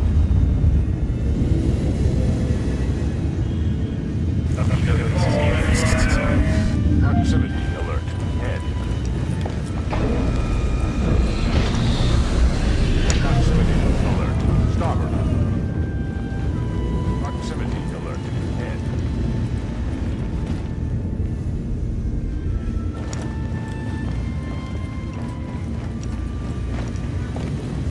Proximity alert. Head.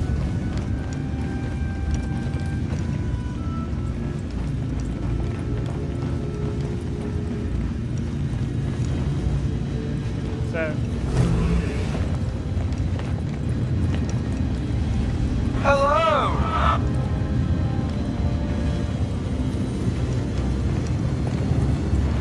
Proximity alert. Head. Bonjour, Captain. Proximity. Bonjour, Ben.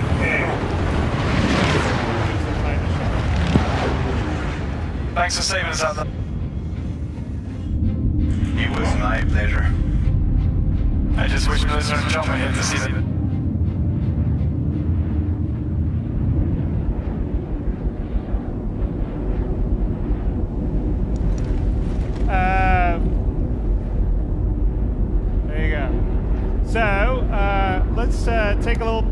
here. Let's bring it down. Leaving Daymar. All right, now let's talk about our, compensations. Yeah. Yeah, we're...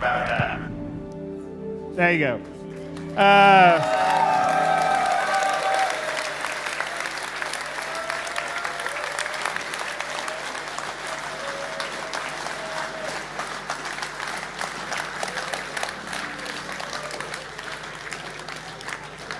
So, sorry that was a bit rough there. We've had playthroughs that have run all the way, and then we have playthroughs that we've had, because as you can see, that's why you don't have 3.0 now.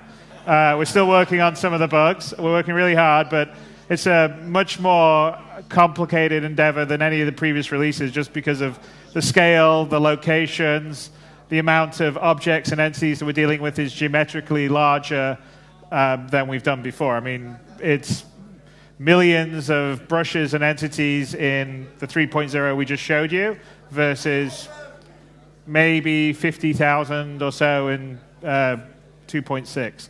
So it requires a fair amount of engineering to make everything work, and obviously you can still see that there's some crashes here and there. And we had a multiplayer demo there with a lot of different people in, so when someone goes down and they're flying the ship, it's hard to recover, which is what happened in the early one. But yes, that's the first time we've had a flying capital ship, and most of the times we've gotten the buggy up the ramp, but we're still, as you know, they're still working for some physics things, so we probably shouldn't have pushed it too much there.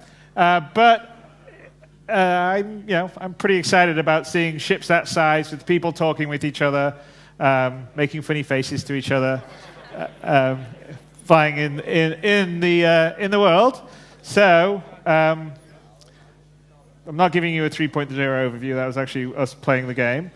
But we're just going to talk about a couple other things, because the other things that come with 3.0 is going to be the new launcher, which has installer, self-update features, refreshed UI, backend to manage secure build distributions, core support for installing multiple games, launch configuration, so we can handle everything from our QA, PTU, and the live builds. And we have the Delta patcher, which I know you guys are going to be all very excited about, because... and we've actually been using it for internally in our development for the last, 3 or 4 weeks. There's still been a few bugs, but it definitely speeds up getting the freshest build, so it'll speed up getting the newest build for you guys and not take a vast amount of data. And it's also going to have an early Spectrum integrated into the actual patcher client. So this is what the platform team's doing at Turbulent. So they're working on the desktop support, which is, we're talking about the new installer, the launcher, the patcher, obviously, and the game overlay. So as you're playing the game, you can actually bring up Spectrum as an overlay and chat to your friends and organizations. VoIP, so we're going to be putting VoIP into Spectrum as well as putting it into the game. And in fact, the Spectrum integration is actually what the back-end data channel is going to be used for our sort of VoIP/FOIP. And in the case that we're showing here, this was all going through our game server, which would rather not put that much data through the game server because it's already got a lot to do for simulation load. So that is what will, once we have the Spectrum side, that will enable us to turn it on for the game for you guys. So here it is. That's kind of the setup of it. Spectrum is the sort of core backbone. We have both our sort of website platform and then the game world. And the backbone is going to allow the transport of the face and voice data, the ship-to-ship, the helmet comms, the area around you, the proximity, and then we'll also be able to do chat in voice over IP in Spectrum. So it'll have the same sort of Discord size features. What's that? No. The voice over IP is not going to be on 3.0. So that's what we're working towards. But I'm saying the Spectrum implementation for the backend data channel is what will enable us to turn on the VoIP, face over IP in the game. So we're aiming to do it for 3.1. So it's the next release afterwards. So we gave you a preview. And I'm not going to give you a date for that, by the way, because no. I'm not even going to make I'm not making any promises. I'm not giving you any date whatsoever. But I will say everyone's working very, very hard. Yeah, that's probably a good. So one extra thing we'll do here, guys. Can I switch to audio for this? No. Okay, I'm gonna go. Let me go back. So we go here. All right. So can I go? So we have a little video to talk a bit more about the face over IP implementation. So you saw some of what we're doing. This will go into a little bit more technical detail and also talk about our partnership with Faceware. So here we go.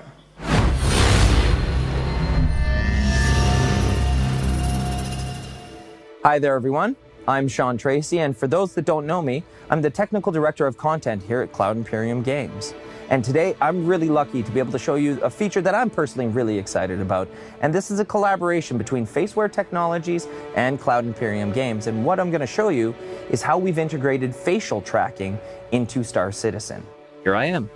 You can see that there's a bunch of different dots on my face, and these are landmark points that we use for facial tracking, and the tracking is quite intelligent. So as I turn my head and a face is lost, we actually disable the facial tracking. And if I turn this way, this is handy for things like occlusion. So if your hand gets in the way, maybe a pen gets in the way, we disable the facial tracking at those instances. Now, you're not here to see my face. Let's go ahead and take a look at how this actually maps to a character. So you may recognize this gentleman. This is Liam Cunningham, who plays Captain White in Squadron 42. One of the really important things to notice, or to note rather, is that this is still early days with this technology. We're doing a lot to map and to improve the quality of the actual tracking, as well as adding new phonemes in to the tracking so that the runtime logic reacts exactly as we expect it to. So this is never meant to be a replacement for facial animation, but rather something for the players to be able to run and to drive an actor in real time, or a character rather in real time. So to explain how this all kind of works is that we've got a bunch of outputs that happen from the Live SDK technology, and then through a layer called motion logic, we map all of that to inputs of our runtime rig. And since every character within Star Citizen has its own unique runtime rig created dynamically, they will always react appropriately to whatever the inputs are. So it won't exactly be my blinks, it'll be Liam Cunningham's blinks.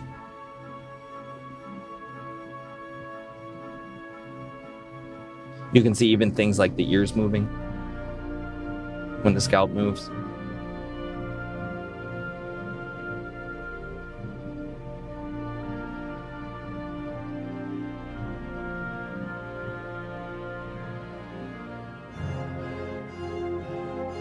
And we even track the eyes.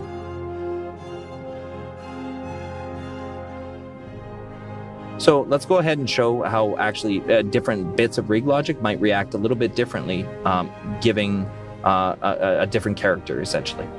As Belosa, he has really quite nice wrinkle maps that happen on the side of his face. So if I pull my face to the side. Where this feature really comes into its own is in the combination of it with our VoIP technology. We've talked about how this feature can work on a consumer-level web camera. However, here's Peter Bush from Faceware to talk about a motion sensor they've developed specifically for this feature. Hi, my name's Peter Bush. I'm one of the co-founders of Faceware Technologies and Faceware Interactive. Faceware is a facial motion capture company. We create hardware and software products that can create animation simply from video. About a year ago, Cloud Imperium asked us to do something we've never done before. Integrate our real-time technology into Engine and allow game characters to interact and emote in real time, but by being live driven by the players themselves. This is quite an engineering challenge, but I knew my teams in Austin and Los Angeles could collaborate with the incredibly talented Cloud Imperium development team to make this happen. The new VoIP feature will work with nearly any camera, but we were asked what's going to create the best possible experience. So we set out to engineer the first gaming device designed specifically for facial tracking. Here it is, the first prototype facial motion sensor. This is the first one off the production line. Now there are many specs about this device that are going to give you the best possible experience for facial tracking. First, the image sensor runs at 60 frames per second. Now while that's important, is the way in which our technology works. From one video frame to the next, we basically can create an animated result. meaning what we see in that first video frame, we're going to analyze the expression on your face, and by the next video frame, we have that animated result. So the faster that frame rate is running, the faster you're going to be able to keep up and get that performance. And at 1/25th or 1/30th of a second, which is common in most webcams, it might not keep up and your lip sync might not read. But at 1/60th of a second, now the words that you're saying are going to be spoken by your character running in-game. Now second, we looked at where most common you're going to be using this device. And more often than not, you're only going to be lit by the light coming from your monitor, so the sensor had to work in a low light environment. So we selected a 1/3 inch, 3.4 megapixel sensor that's capable of 720 or 1080 at 60 frames per second in a near dark environment. Third, most webcams are a wide angle lens, which makes your face a little bit smaller in frame and a lot less facial details and facial pixels for our technology to capture and track. So we selected a single user field of view. Now this allows our technology to basically get more pixels from your face from that frame and get the best possible facial details into engine. Now fourth, we put on a high resolution glass lens that's going to resolve that data and give us the best possible and sharpest focus for facial tracking. These specs are going to allow you to have the best possible experience with the new FOIP feature. While this is only a prototype, we're going to go into mass production and we're going to bring this to you. We've been working on this technology for nearly 7 years, but this is the first game that's wanted to integrate this into engine and allow character-to-character communication like you've never seen before. We're excited to bring this to Star Citizen, and we can't wait to see what you do with it. Having integrated this technology, there's a lot of ideas and things we wanted to try with it. So one of the ideas that we came up with was that because we already know the position of the face itself, we actually know where the head is. So we can do something pretty exciting that I find very fun, is head tracking. So as I move my head in real life, all the camera is moved, just as if you were driving a track IR sort of simulation. But this is, again, all from a consumer level web camera. So this actually adds quite a bit. I find that this gives me a ton of situational awareness when I'm flying around. I can just move my head a little bit more. I can check on my power, check on my shields. I can even inspect things a little bit up close if I combine this with zoom. So there we got some towers over there. Up. You can even do crazy stuff like rolls. So roll to the other way, and it's kind of fun if we combine it with this. So here I'll try to keep my head on the horizon until it's just too much, and then we put it back over and maybe look up. Let's see if we can see anything from Levski there. Oh yeah, cool. All right, and then we'll roll it back over. One of these. Whoop, that was the other way. And there we go. So as you can see, it is very natural, and you can just look around within it. And again, it's kind of coming for free because we are already tracking the facial position, so we can extrapolate from that what the head position is. So as you can see, the collaboration between Faceware and Cloud Imperium Games, even in this early stage of development, is already breaking new ground and doing things that haven't really been seen before. So we're really excited to develop these features, and we can't wait to get them to you. So until then, this is Sean Tracy from Cloud Imperium Games Los Angeles saying goodbye.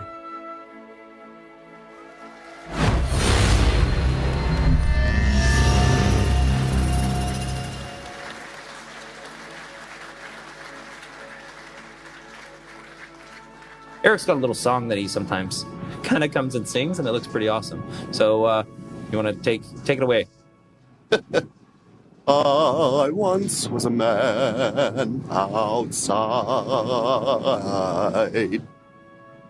Perfect.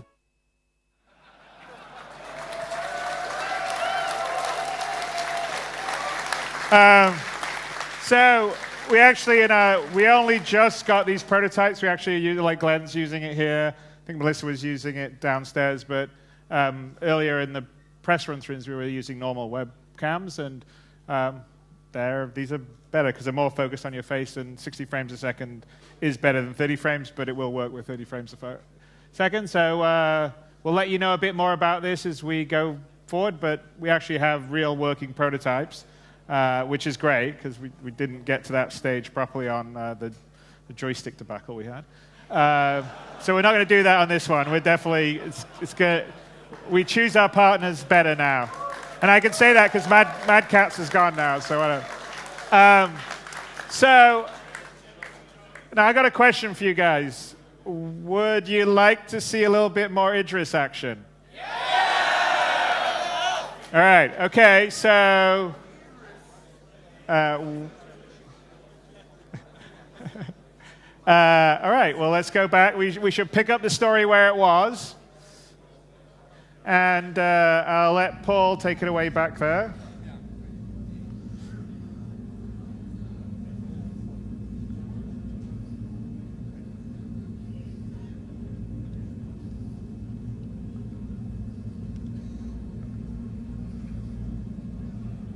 All right, guys.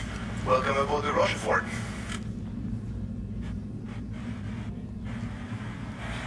Thanks for letting us board. We really It appreciate is my it. pleasure. Glad to have you back. Oh man, you really saved us back there. And, Melissa, you're looking surprisingly alive. Yeah, That looks good on you, though. I just ejected. Alright, but what were you doing on that planet, man? So, we took a contract with Eckhart Securities. And, well, I guess we weren't the only ones that took one. Yeah, I guess not. So, where does that contract take you, really? If it's all right with you, we need to go to Grimhex. Grimhex, eh? Well, I guess set a course for Yella. You sure that Well, yeah, you heard me. Alright. Set a course.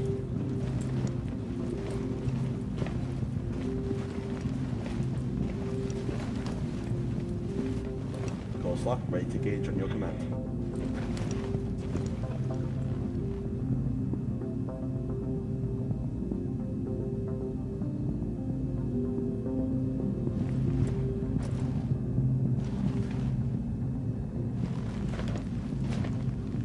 Make it so. GT drive. Okay, this is all very cool.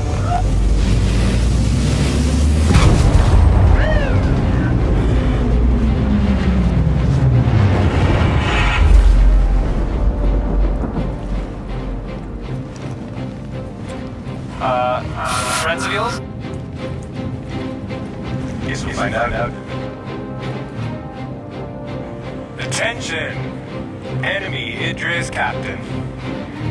So far today, you have destroyed 2 of my ships, killed 2 of my men, and stole my black box. So, I'm going to give you exactly 1 chance. Either hand over the box, or I'll put a hole in the ship and scavenge through the wreck. He's bluffing. I call a bluff on that one. Can we talk about this? We already talked about it. You've got 1 option, and that's that. Well, I guess you're gonna have to come and get it then. I prefer that anyways. Let's get out there. Game time.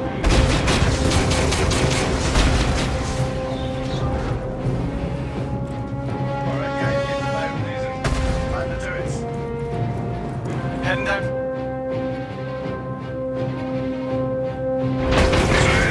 Come on, starboard side.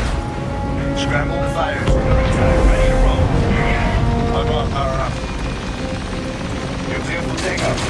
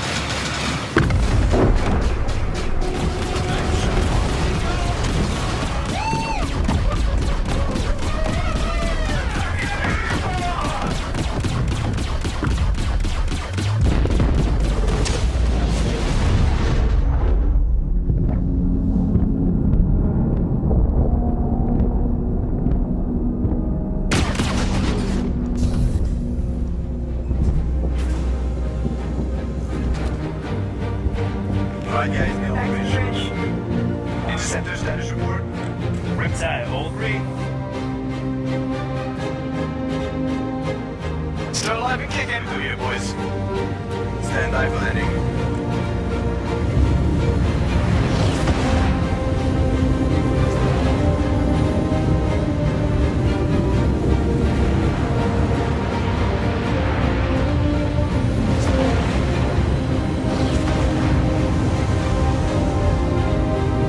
Nice flight, Mark. You too, Martha. What? I wasn't flying.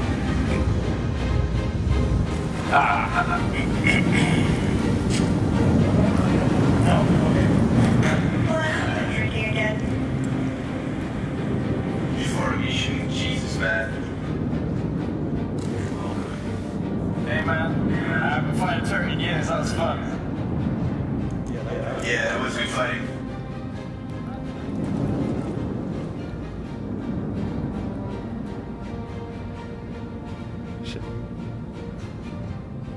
So I guess we made some new friends. And enemies. Mostly They'll come after that books for sure. Nice people back there.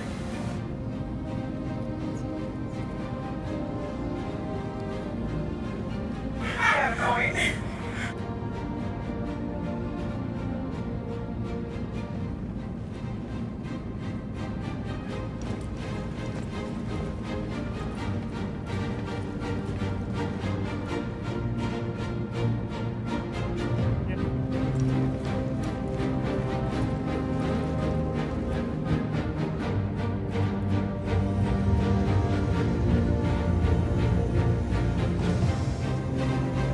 Right. Where are you off to?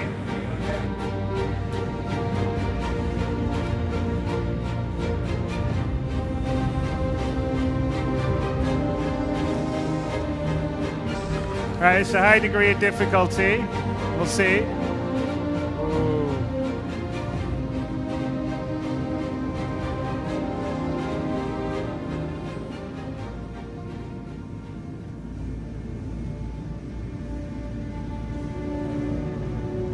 Okay.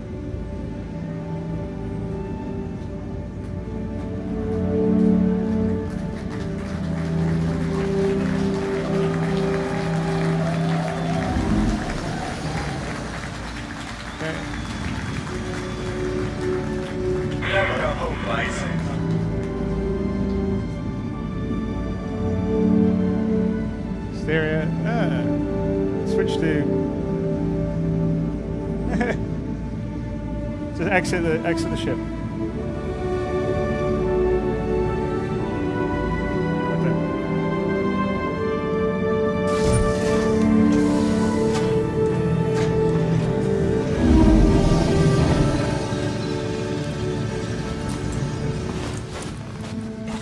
All right, back.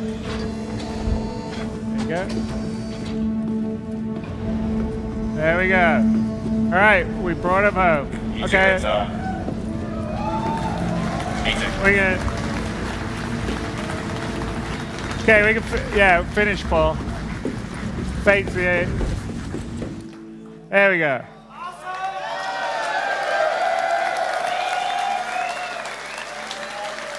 Now, I got a question for you. The team's probably going to kill me. If you want to wait for another minute, do you want to do another run of that battle? But this time, we tell them that the bad guys don't have to lose. Whoever wins, wins. And have a proper fight.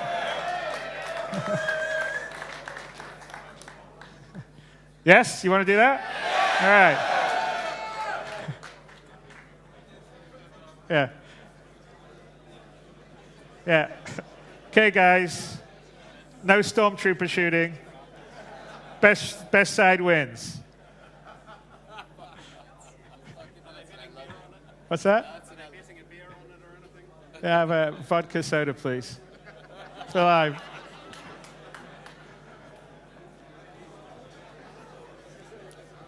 All right, it'll take them a few minutes to respin up the server and bring up the clients.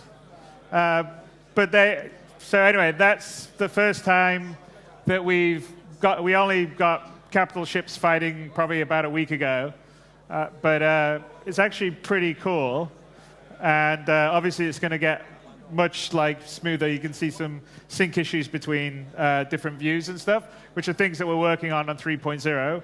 But yeah, this is going to, I don't know, it's going to be pretty awesome going forward, because you'll be able to fly everything from a single-seater ship to the multi-crew ships to huge capital ships, do it with a large group of your friends, by yourself, small amount of people. I think it'll be fun.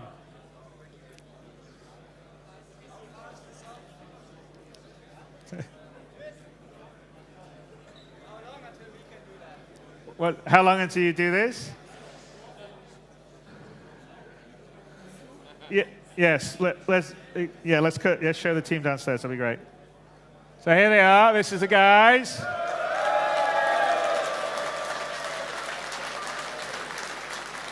So it's a combination of German and UK test teams and a couple of actual volunteers from you guys, the community.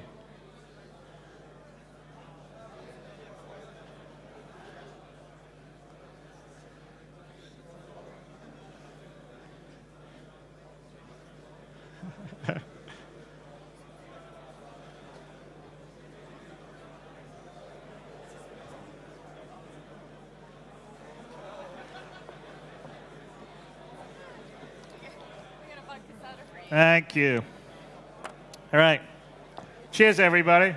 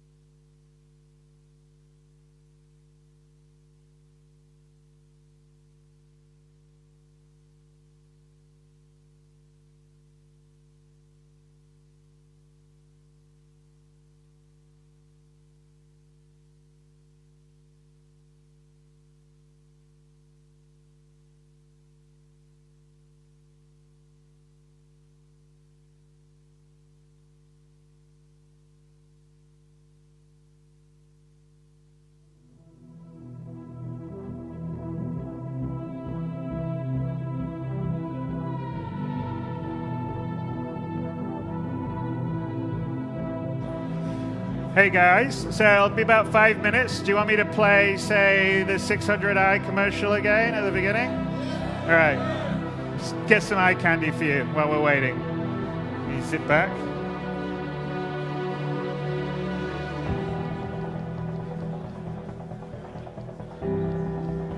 Okay.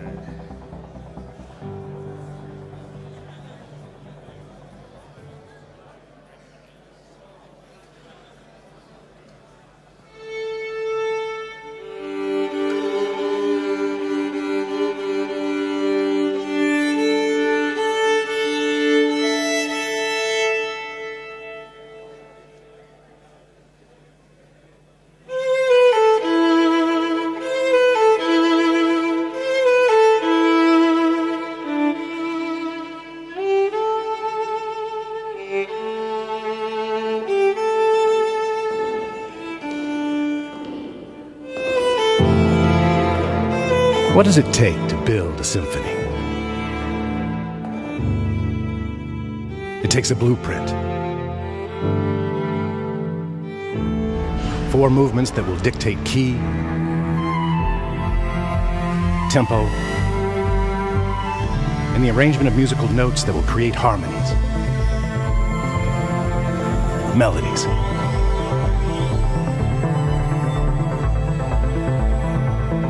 It takes an orchestra.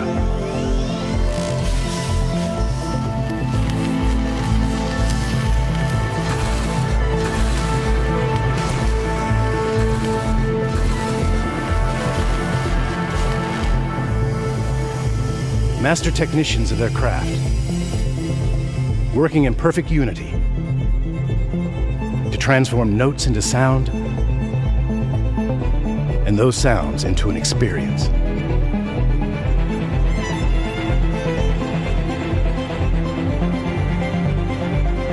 But most of all, it takes emotion. A feeling so powerful that it transcends words. It must be conveyed in another form. Introducing the new 600i from Origin. A symphony in motion. See your authorized Origin dealer for details.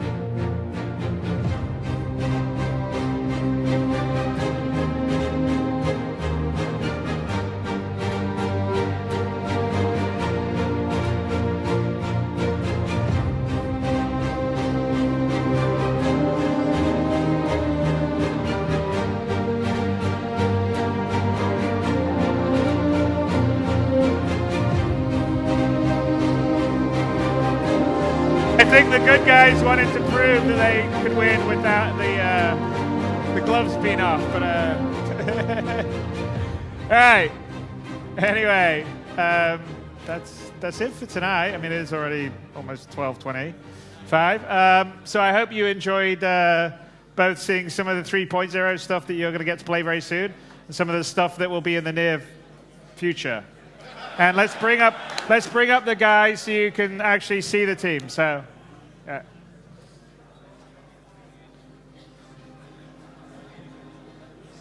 Here we. All right, the QA guys are up. This is one of them. You should get him. Stand up, Glenn. Don't have anything up.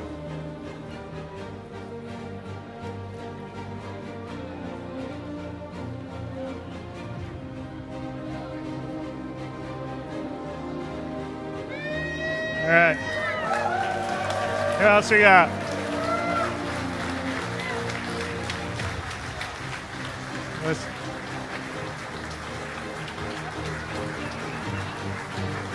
Oh, wait. Come on, out of front.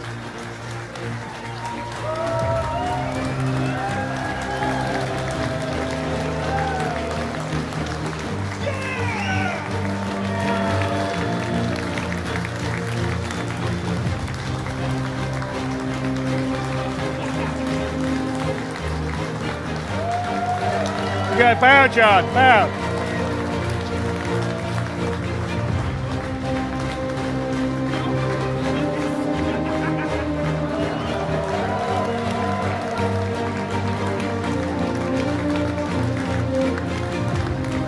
All right, so